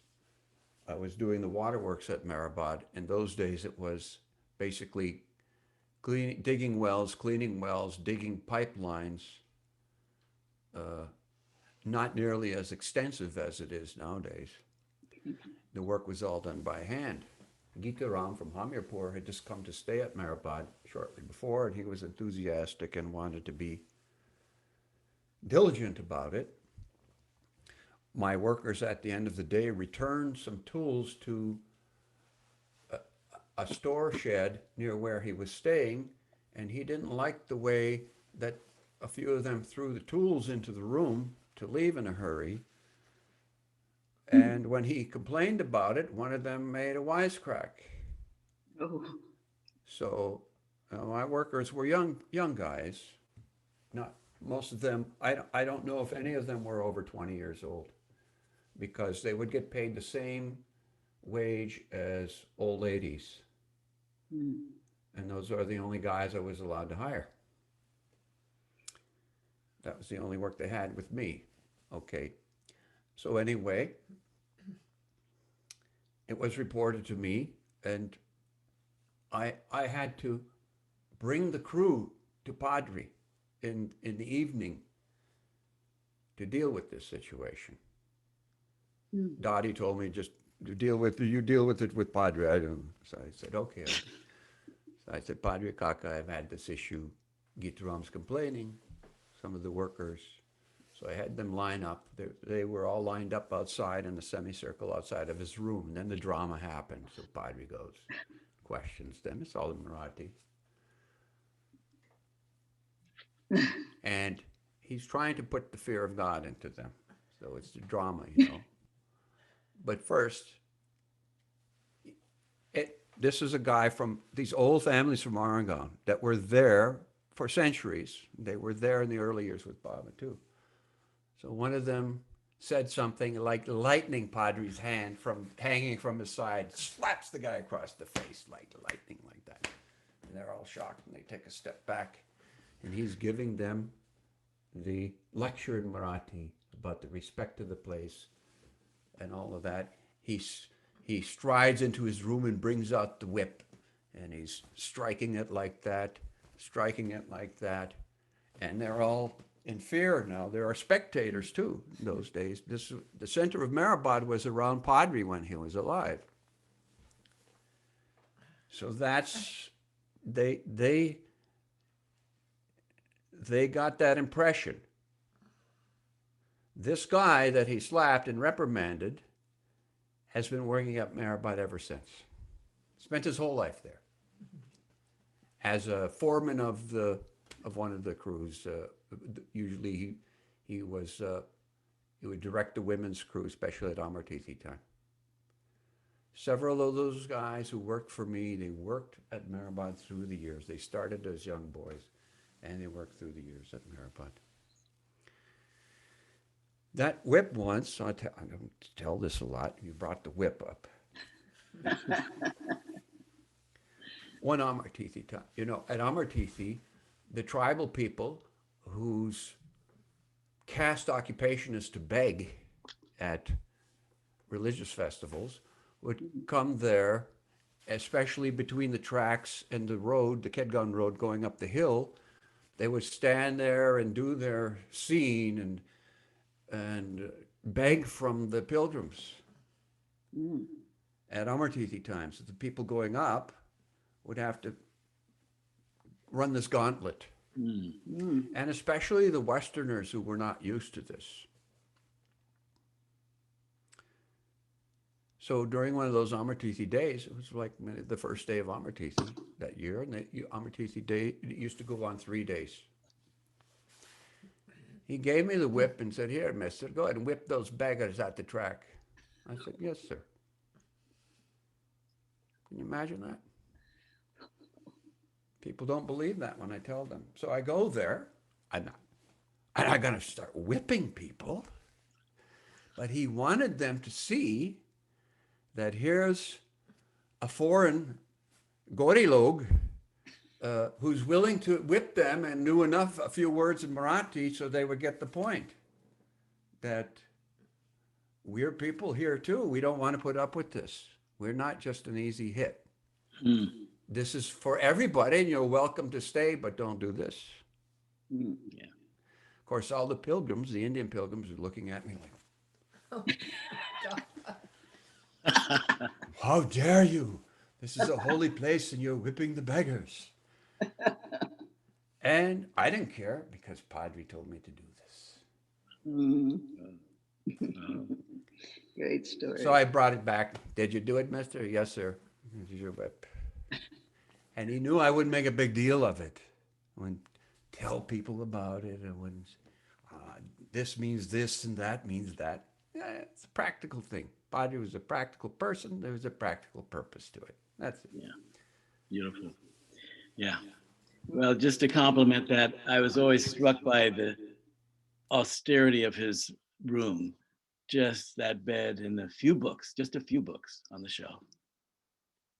Very small, just as Alan Ray Powell. Yeah, so I think Ellen Ray Powell exaggerated. He said it was 6 feet wide. It was 7 feet wide, you know. And how deep? 10 feet, you said. No, he said about 12. It's about 12 feet, maybe. I would say it was about 12. Let's see. He had his desk in there. His dresser was an old crate turned on the side. All his clothes that he owned were kept in a crate. So in a crate, you have a bottom shelf and a top shelf. What more could you need? Peter, it was just an estimate. I'd left my measuring tape back. That's in right. that room. So I should mention that one of the things we experienced there was wonderful. Padre, under his bed, had a treasure chest. And that chest was a steel trunk that had been hermetically sealed, and occasionally he would mention to us that he had kept so many things in it. He would say, that's pickled in my chest.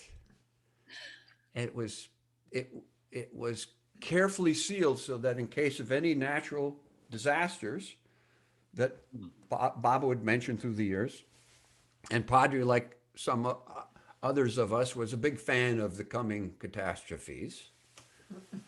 But he had it all prepared. So after Padre died, one day in May, Money came out and sat with us on the veranda in front of Padre's room. And it was interesting at the time because Muhammad was living inside the hall, and she had brought budges she wanted to feed Muhammad. So he came out and sat on that bench, and she fed him, you know. Well, that's sweet. It was amazing to see his respect for her. He knew who she was. Yeah. But the trunk. So the reason she was there was to go over the contents of Padre's room and disperse those things to the residents. So he had one thing that she really wanted. That was he had an aluminum toothbrush that he had soldered a handle on about so long, and he would use that to scratch his back. And she said, I'm keeping this. So she took that, but the rest of the things were kind of divvied up. And then we opened that treasure chest, and when it opened, on the lid of that trunk was a table of contents embossed on a brass plaque. So he had, and I believe they're still there. This stuff should be in the archives. I think those things are in the storeroom still.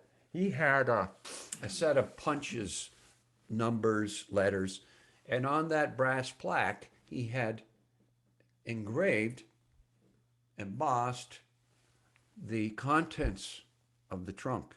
Then he had taken lamp black. He put a lamp on a high burn so it would get carbon, and then he buffed it. So that was beautifully set there, black lettering on brass.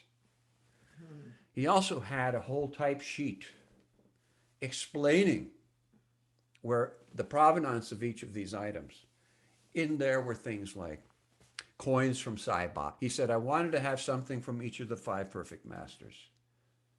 And of course, the purpose was if the whole world gets destroyed, maybe Mehrabad will still be here. This trunk will be safe. Even if it floods, it was meant to be kept safe. Burned, whatever, it would be safe. He wanted to have something from each of the 5 perfect masters. Of course, his mother was the one who had a lot of hair from Babajan, because his mother would brush Babajan's hair. So he had Babajan's hair. That was in there. He had also given some of Babajan's hair to other people through the years. Nashuan has a bit of Babajan's hair in Beloved Archives. But this was what was kept in the trunk there. Coins from Sai Baba, from Sailor Mama's mother or something. And stuff from Upasi Maharaj was easy. A lot of people had that stuff. Different things, different items. You remember the photograph of Baba's hands through the bamboo of the cage room? So Padri had to cut those little bits of bamboo off of there. So that bamboo was in there. Little items like that. But what was so obvious was the care and the diligence. You could see Padri's nature in every little detail of this, how thoughtful he was to go through all of this so very carefully and preserve it. It was a lesson for archivists. Yeah. It really was. But in the treasures was a prayer sheet, for an example. It may have been the prayer sheet. That means it's a cotton sheet that would be laid down whenever Baba would do one of these special prayer ceremonies that would indicate a change of work or a beginning of something. Baba would stand on the sheet. And I believe this was from the day, anyway, it was from one of those days. In the corner, in one corner of each of the sheet, he had carefully written in a different language, in the script of a different language, each corner, what the sheet, the history, the provenance of the sheet was, the date, and all of that. In the cataloged, typed pages, he had explained that Pendu had sent him this, and it was to be kept here and whatnot, and so all of that. These things were sent to him because he was always the one who would be at Mehrabad if the others were out somewhere who had to receive these things. The final alphabet board, where Baba tossed it, October 7th, 1954, and the 3/4 of the zero was broken off. That was in there, and the 3/4 zero was in a little plastic bag, and the board was there. The whole story of that all of these things were in there. And Padre's penmanship was beautiful. So whatever language he wrote in, it was absolutely clear. And I think those people who grew up writing, they took a lot more care than we do. Now I hear the kids don't even learn cursive anymore, so it's not a practice. Some of them had a very fine hand, and Padre was one of those people. All those things were there. And I'm just reminiscing now. Let somebody else. Peter, you haven't mentioned anything about Padre the photographer. I mean, with some of our greatest pictures of Baba.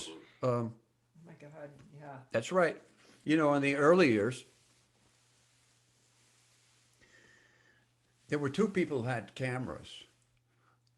Rustam, Mehru's father, Adi's brother, and Naval Talati.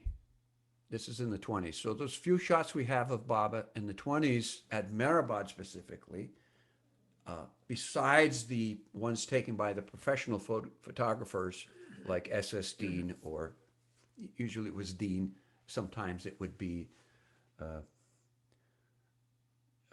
Nursu, what was his name? Anyway, a few different ones. But in 1935, it might have been in 33 when Norina was in India with the group in 33. Baba told her before she left to give her camera to Padri. That's how he got the camera. It wasn't just a Brownie Kodak. Well, the issue is they didn't have any money for film. So he finally got some money in 1935 for film, and he started taking photographs then. Knowing what a value it was, he would contemplate the composition of a photograph. He wouldn't waste a shot. He would be very careful.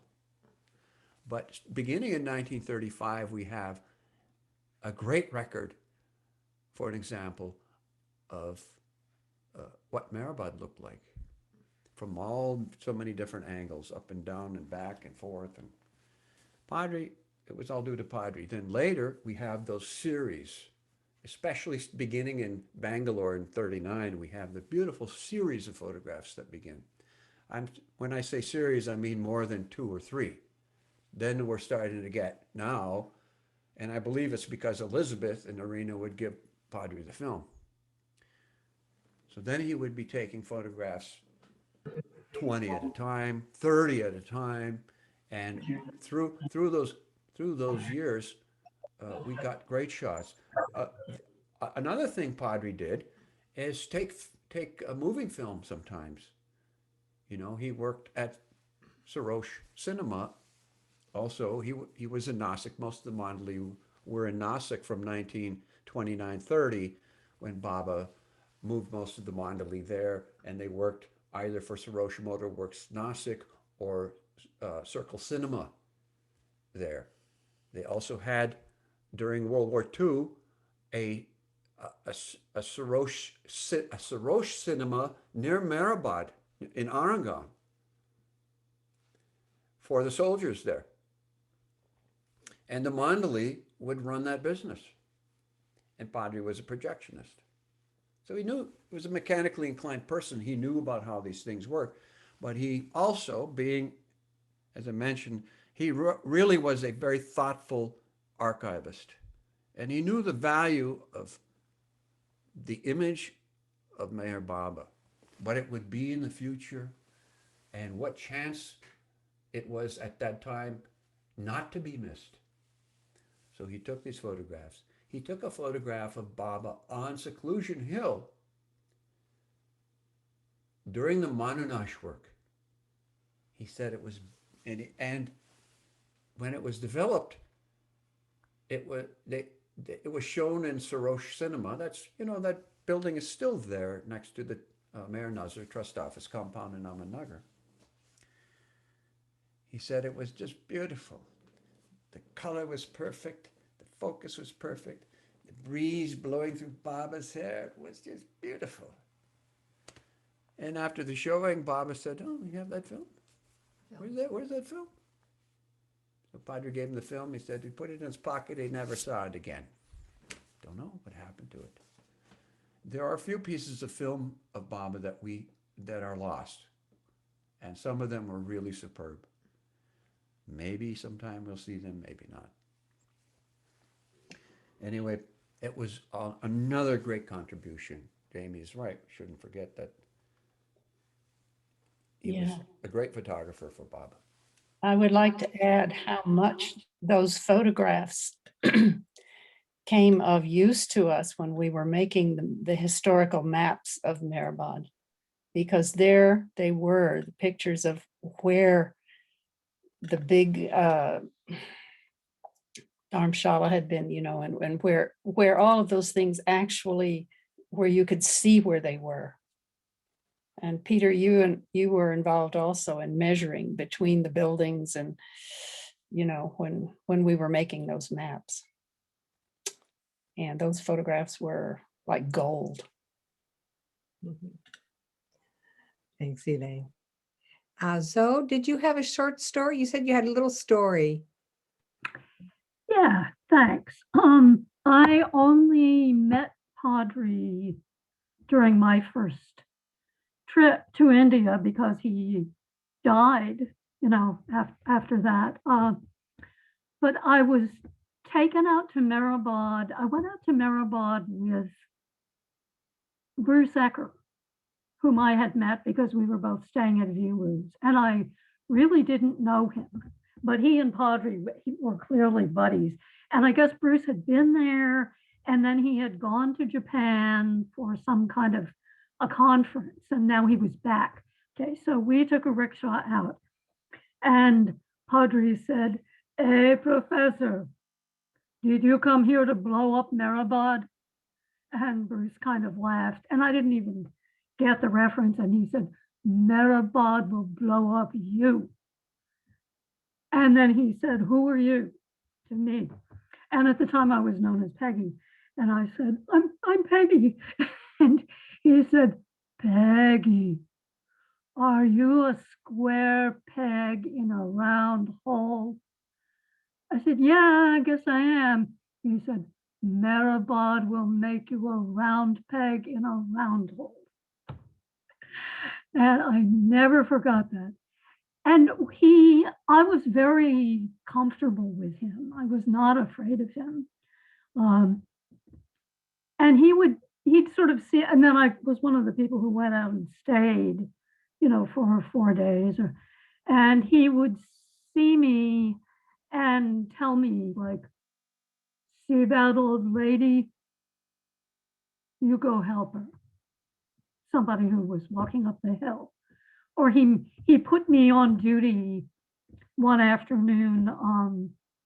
Adele Walton was staying in the interview cabin, and I guess she'd been having a lot of headaches, or I think she'd been asking Padre for more assistance than he was prepared to give anymore for one thing or another. So he had me go sit in her cab and give her homeopathic pills every 15 minutes. And eventually, I think she got tired of this. We both got a little tired of it.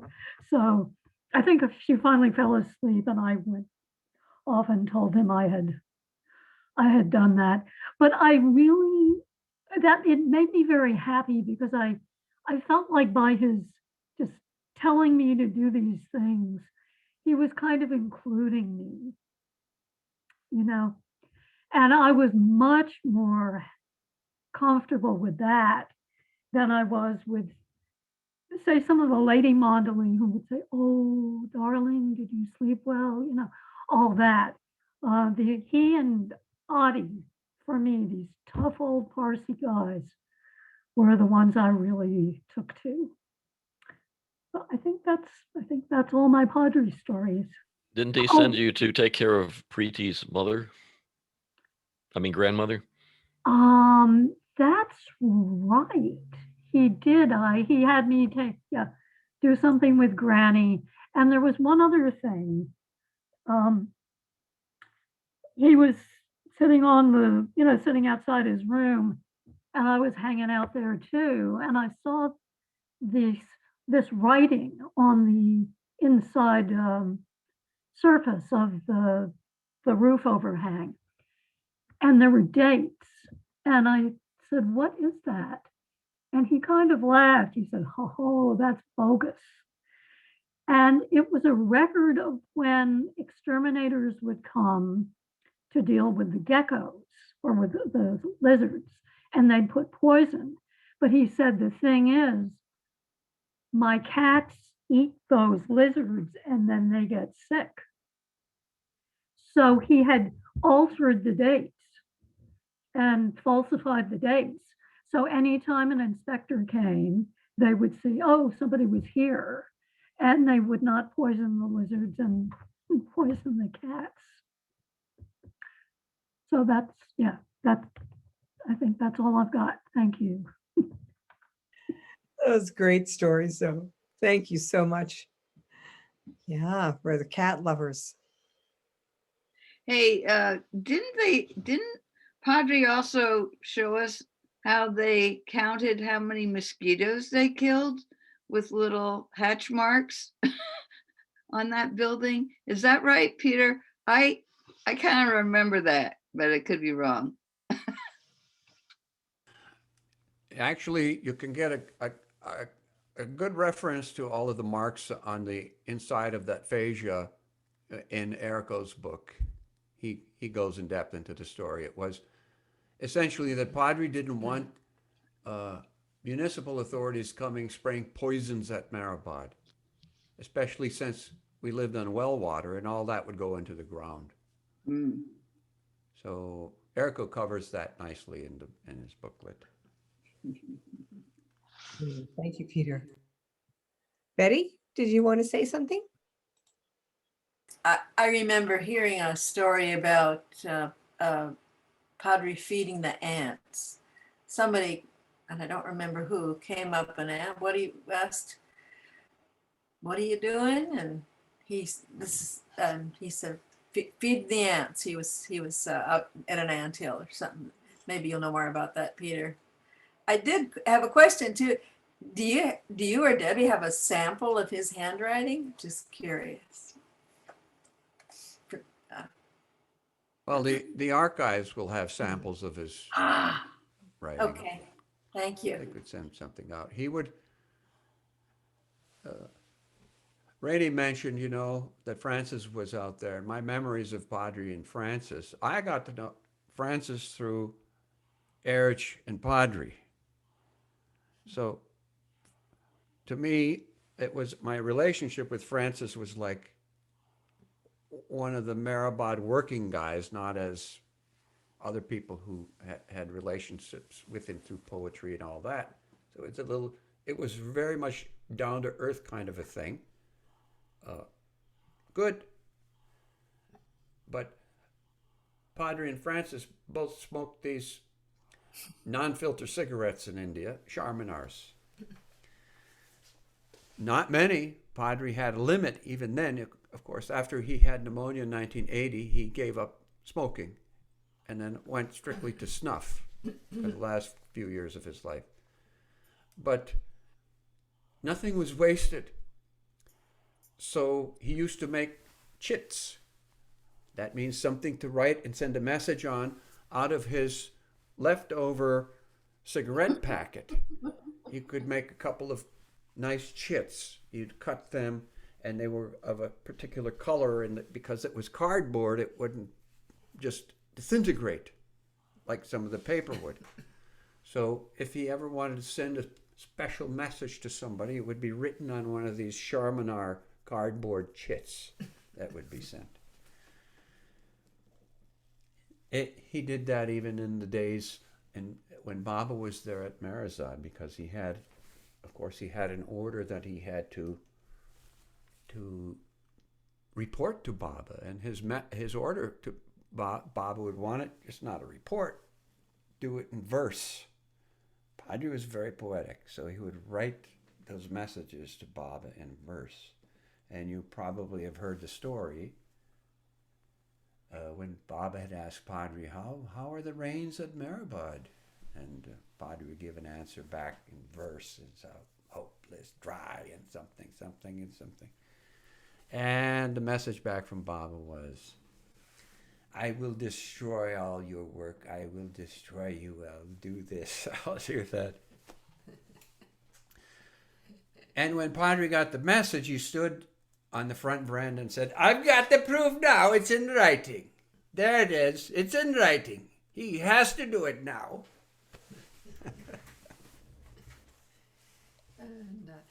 So beautiful, Peter. Still here. Jeff, do you want to speak? A couple of things. One is I was told this, that one day a very nice van shows up at Lower Maribod, and probably some kind of well-to-do people from Bombay wanting to be at a Maribod, and Padre is there and he says, oh no, look at more loonies. Look at, they're sending more loonies. And the people got back in their van because they thought that this was like a lunatic's asylum, and they drove on, missed their chance. And but one day at the center, these two very elegant ladies show up, and I'm given the the job of showing them around, and we were driving around in the golf cart. this is the center here in Myrtle Beach. These two ladies, as it turns out, when their father was Padre's brother, and they had grown up in Louisiana, and I guess their father had been a projectionist and sent to this country, and he had died, and going through his effects, they discovered there's this obscure brother that they hadn't heard anything about because they grew up being told, being kind of brainwashed by Colonel Irani. Colonel Irani was their uncle, and he would come to Louisiana, and they kind of got nothing was mentioned about Baba, but when they went through this, they discovered that, hey, there was this obscure brother and aunt that was, whatever, it was a grandmother that was not mentioned. And so they asked the center if they had any film of Padre, of this guy. I mean, if he was Faradun. And so the center gave them one of those videos of Padre. And the two ladies, when they saw it, they told me they just howled with laughter because they had never heard anybody speak like their father until they heard Padre. The exactly same kind of, Mr. This is going to take long. They had never heard anybody, but they were beautiful women. They were into Ananda Marga. I don't know much about that, but they were very elegant and very mature women. And I don't know if I contemplated, I can't remember whether I told them, your uncle, one of your uncles, was one of the intimate disciples of the Avatar. I might have slipped that in, but anyway, that was kind of an interesting episode on the center. Thank you, Jeff. Yeah, that's great. Rainey, did you want to share some more? Yeah, a couple of the stories jigged my memory. One of them was the habit of Padre and Francis also then had the habit of writing on cigarette boxes or cigarette papers. And Francis would write little things on cigarette papers to remind himself, or so it didn't come out, I can't remember this person's name or whatever, or you better make the tea stronger, I'm tired today. They'd be on cigarette papers. And one time a yogi came and he wanted to meet the big guy up the hill, but he only wore a diaper, so I wouldn't tell him where it was. I had a shop, East West Bazaar, or we had a shop, and Stephen and I, and anyway, so I told Francis about him, and Francis said, yes, don't bring him up here, but I'll send him a message. And he wrote a message on the cigarette paper. I think I have it still somewhere. I hope so. And anyway, the yogi came in the next week, and I gave him to try and get to Avatar's abode again. And the message said, the old War One slogan, there's no promotion this side of the ocean. Good.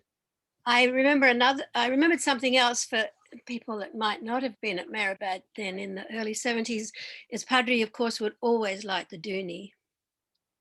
There wasn't the ceremonies there are now, but it was very silent and very serious and very dark. It was so dark at Maribad. That's the one thing I remember because I night blindness. So to me, it was darker than dark. And anyway, he would light the dooney in the dark because we would always go January, February for the Amartithian birthday. And one year, we stayed the 5 days, and it was the year I first met Rob Tomorrow. So I suppose it was 77. Gary and Rob came along, Gary Kleiner and Rob Tomorrow. Anyway, I have a photograph of it, but Padre went to light the dooney, and then he spotted Eduardo Nunez and said, Argentina, you are from Argentina. And you lit the dooney then, I think, with somebody from France or lighting the dooney with that in mind. And Padre was extremely serious. This whole week had been a lunacy. I mean, lunacy on a major level for the 5 days. Sometimes it would just be like that, depend who you stay with. And if you stay with Rob Tomorrow and Chicagans, it could get loony. And also Padre had insisted that he and some other person come to the dooney and throw in something, you know.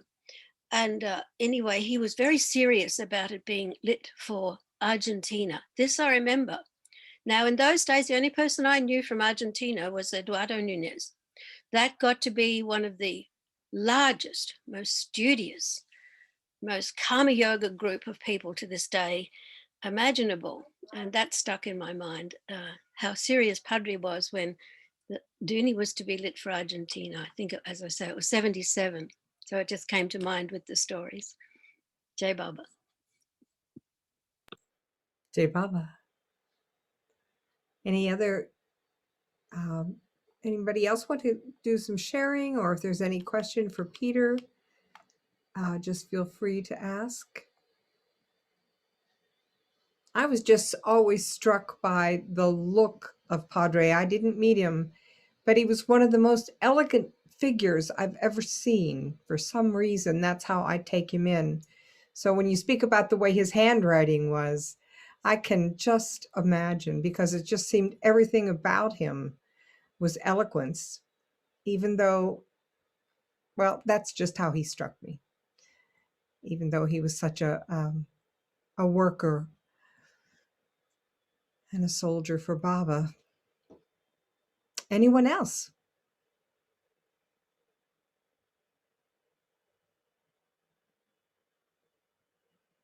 Oh, Daryl and Susan wonder if I'll share the video again. I could, but I just want to give people enough time.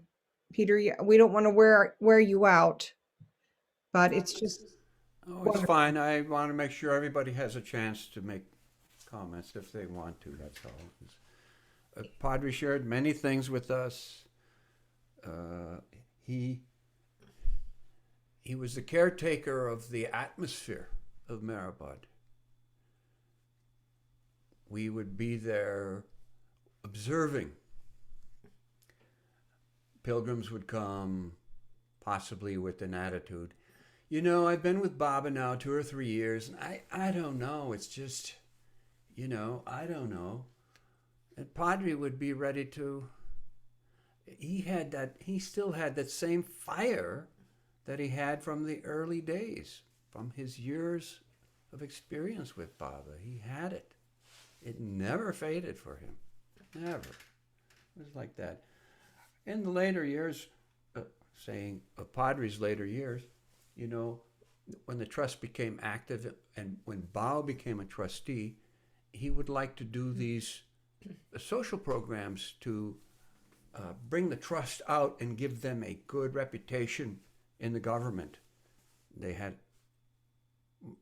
very good reputation through those decades in the local government and the central government because of these kind of things. And absolute, utmost honesty in all the record keeping and presentations. But Bao used to like to do these Children's Day thing at Mehrabad. We had what we called a bubble van there. When I brought my chainsaw when I moved there, I would start pruning those trees, and Padre thought the chainsaw little thing was an amazing tool, you know, but we could quickly clean those areas up. We would use the firewood for heating bath water at Amartithi, and at the same time we would clean that little area up like a park. So then Bao thought, well, this would be a nice place to have a children's program, so that local children's schools, they would have Children's Day. And on Children's Day, the residents would also take part in serving the kids the lunch. There would be a free lunch for the kids, and they would have to do their songs and whatever they did, a little speech, whatever they did. It was in the same vein as things were in the early days of Mehrabad when they had schools there. And I remember after one of those days, there were ladus left over. We'd get those baskets of ladus, and each kid would get 2 ladus for their dessert after the lunch. I never cared for them. They're just sweet, sugary balls, basically. You know what they look like. But there were some left over, and a few of us residents who were there, Bao asked Padri to give us the ladus as prasad. And immediately, of course, this is all going on in Hindi. My Hindi at the time, I didn't grasp that much of it, but I could catch what was happening. And of course, Padri immediately starts abusing Bao and saying, it's not, who am I, and all these things. It's all happening in Hindi. But Bao said something to him, and he agreed, whatever Bao said, on our behalf. And he agreed to sit there. So I went and got a stool. He sat on that back veranda, on the edge of the back veranda on the stool. And we each filed by, and Padri gave us a ladu as prasad. We just said, Jai Baba, and he said, Jai Baba. That was it. But it was one of those little incidents that I look back on now. And some people don't even remember this. There weren't many of us there, but I'm sure it was Heather, Erico, Eldon, and I, and Bobby was there, and Ted and Janet must have been there. So it was really quite an amazing little experience. And so life was like that when he was there. It was that ambiance of old Mehrabad. It was a different time when we first started going. It was so quiet. And as Rainey said, at night it was dark, but it was quiet and dark. And occasionally, once an hour, you might hear a bullock cart in the night going by.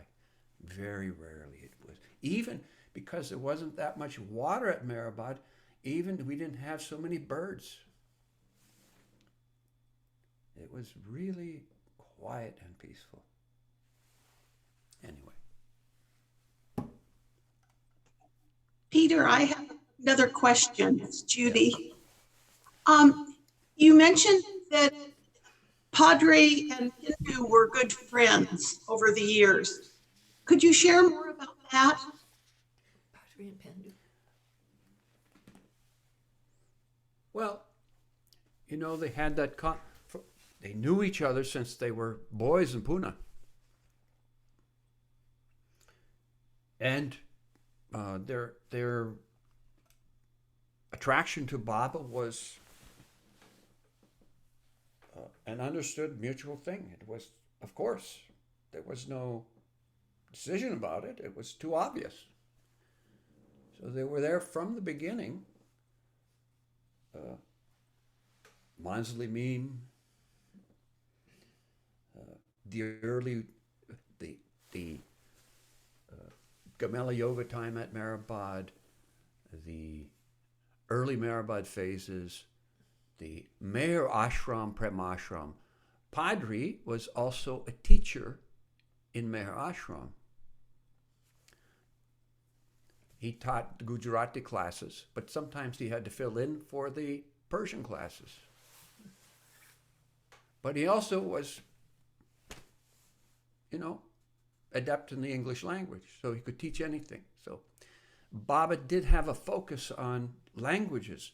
In the end, when Meher Ashram was disbanded and only a smaller Prem Ashram was left, there was only one subject left in the Hazrat Babajan High School that was a functional representation of Prem Ashram purposes. And what was that? That was Hazrat Babajan English High School. They studied English. That went on for several months. Pendu was also involved in a lot of the building as Padri was. So they did that work together. They also managed the events. Pendu was always the manager of the events, and Padri was always the superintendent of the facilities at Mehrabad. So they had to work together always. And they had to coordinate things. There were so many events and so many meetings, Sahavas programs later. that went on through 1959 to some extent.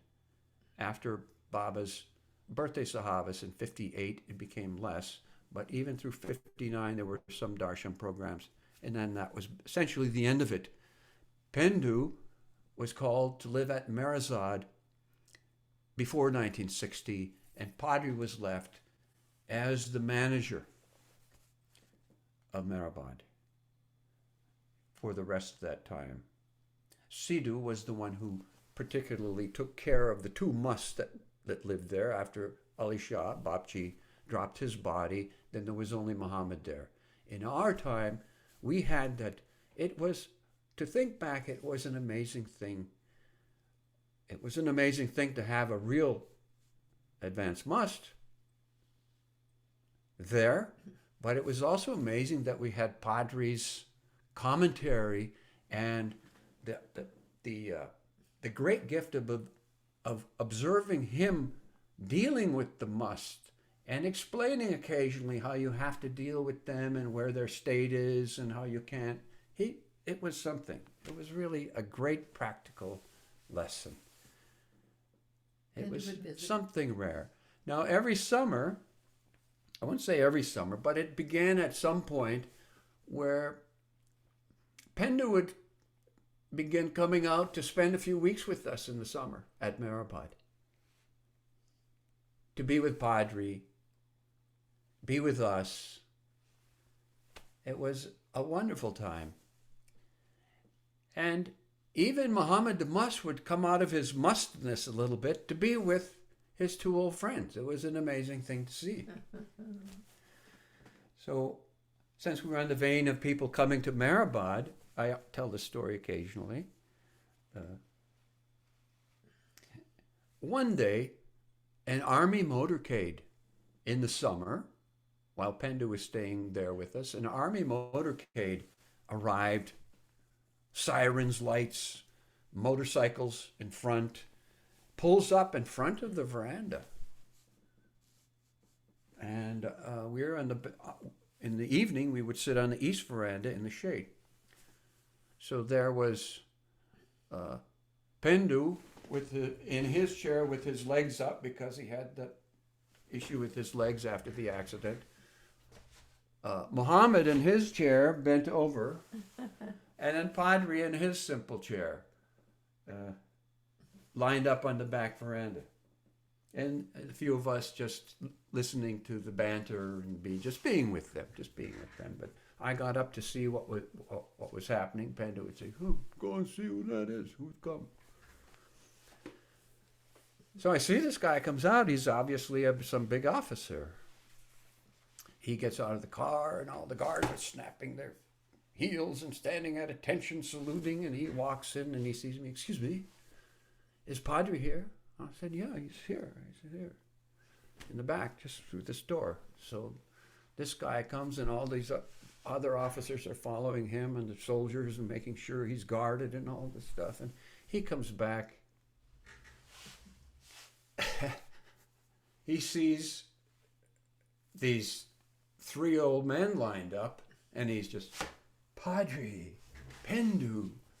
And they see him and they, oh, Ruth. Pendu says, how's your mother? She's still alive. So he's like, he was General Irani, who was in charge of the whole district, Ahmednagar district army facility. And he was from an old family that was devoted to Upasani Maharaj and Baba. We never knew who this guy was. It was when he had first come to be there. We got to know him later. But to the Mandali, he was just, they knew him as a kid. So he was like that. So they didn't stand up and greet him and all that. He was just another Baba lover who had come. That's it. And I watched the reaction of the guards and those junior officers who could not figure out what was going on. To see these three old guys, and obviously one of them had some issues. Muhammad. To see these three old guys who he was basically paying obeisance to. It was one of those things to see. But we would see things like that from time to time. Many things. Elizabeth, did you have something you wanted to say? Yes, I never met Padri. Ooh, am I echoing? Oops, I am. But I'm participating in the group that Doug Ross is doing on Tuesday nights, reading the book about what is it? Something Mister. I always get the name wrong. I don't know why. Anyway, it's a great book about which reveals the personality of Padre. He was really kind of crusty and funny, and there's stories by Erico and Ted Judson and various other people. But it's a really good book to read to get an idea of what he's like. Like I said, I never met him, but I wanted to know, I've heard so many people talk about Padre, and he sounds like a totally fascinating person. And I just wanted to put in, we're almost at the end of that book. I think another group is also reading, but it's a really, Things Take Time, Mister is the name of the book. Anyway, so thank you very much for everybody who contributed. It was so nice to learn more about Padre. Yeah, thanks for the information about the book as well. Yeah. Oh, I had one question for Peter. Peter, you mentioned a photograph that has always fascinated me, and I don't know where to find it. It's the one with Baba with his hands through the bamboo, and there's another one with him standing, I think, close to it. I would love to find a copy of that photograph. Okay, I'm not sure if that's on Meher Nazar Zenfolio or not. That's the place to see the most photographs. MSI Zenfolio also has those photographs. There are thousands of photographs, and of course they don't offer all of those, but I believe those two. And by the way, those photographs were taken, that whole series was taken by Padre. Oh. In 1940, 41. Those pictures were taken, I think. And was that during I'm hearing myself. Was that during or right after Baba being silent? Seclusion. Yeah, I mean, of course, Baba had been silent for a number of years by that point, but there were two long seclusions for World War II on Mehrabad Hill. Both of them, according to Baba, started on August 1st, one 1940 and one 1941. And Baba met with the Mandali a few days before he started that seclusion in 41, and that's when Padre took a series of photographs, which included Baba's hands through the space, Baba inside, and Baba in the front room looking out the window, and also outside of that in the compound of what then had become the must ashram of Mehrabad. So what was the name of that hut? It's called the Cage Room. It's not a hut, but it's called the Cage Room, which was set up in 1940 in July. Baba ordered Pendu to build that cage room in 1940 in July to accommodate a must from Calcutta, Karim Baba from Calcutta, who is known as the Tiger Must, who was taken up the hill for a few weeks in that early part of that seclusion. So that cage room was built for him, then Baba subsequently used it for his own seclusion work. That's a broad subject. Baba's seclusions at Mehrabad are for many reasons and some really broad subjects. Thank you so much. I really appreciate it. And Betty? Go ahead. Peter, do you have any thoughts on Padri's relationship with Mansari out there at Mehrabad? his relationship with Mansari, of course, she deferred to Padri completely. And sometimes he would give her a piece of his mind if he had to even. Mansari was a strong personality. Here's the thing. Remember, every one of these people, the Mandali of Meher Baba, as he said, his circle members, they are people, they are souls who have earned the right for God realization. So that is no joke.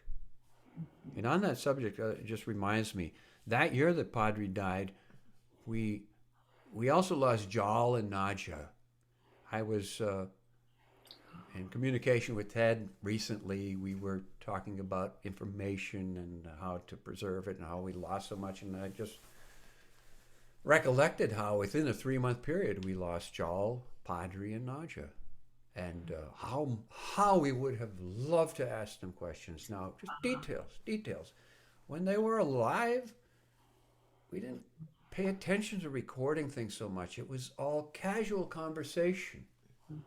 Of course, it was more than casual conversation for us, but it was in that style. And that's the way they liked it.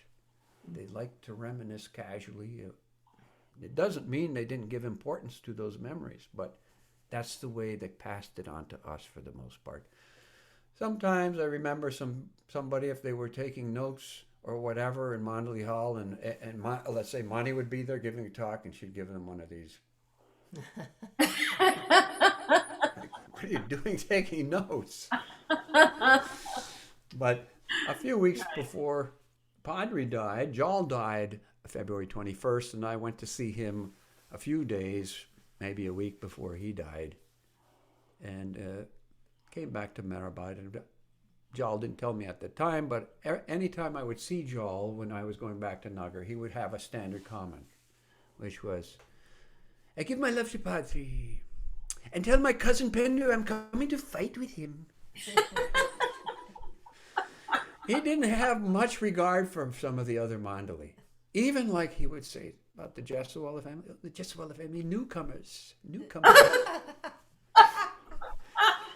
That's, and even Mani would remark to me once in a while, after somebody had died, I don't remember which one it was, and she would look at me and say, "How about those old timers? They're the real thing." Old timers. So you finished the story about Jal. So I came back, told Padri I'd just seen Jal, and I didn't think it was going to last much longer. We were out on a walk to look at a well. And I'd mentioned to Padri that it looks like Jal wasn't going to last much longer. And Padri's comment was, "Yes, well, he'll get that sight before he drops his body. It is no joke to be born the brother of the Avatar." Mm-hmm. That was his comment. And when did Jal die? Jal died on February 21st.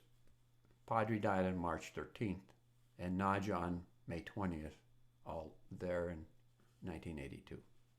Wow. Nadja died exactly 7 years before Mara. Baba. Yeah. That's a good. Peter, thank you. My pleasure.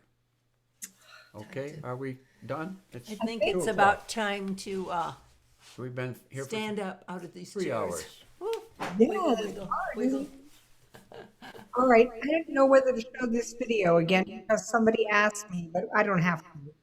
We can You just can show it. We're gonna Whatever you like. whatever you you think like. We're going to step away now. take a Che Baba moment of silence and then do an avatar Mary Baba.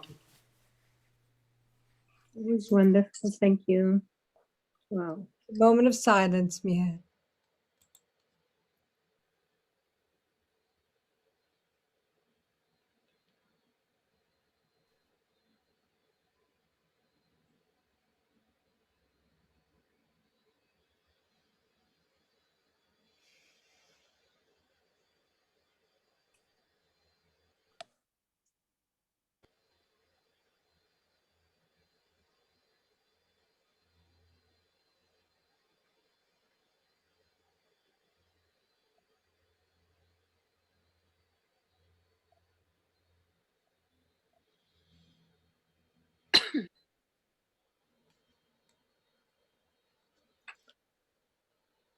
All right, Jai Baba.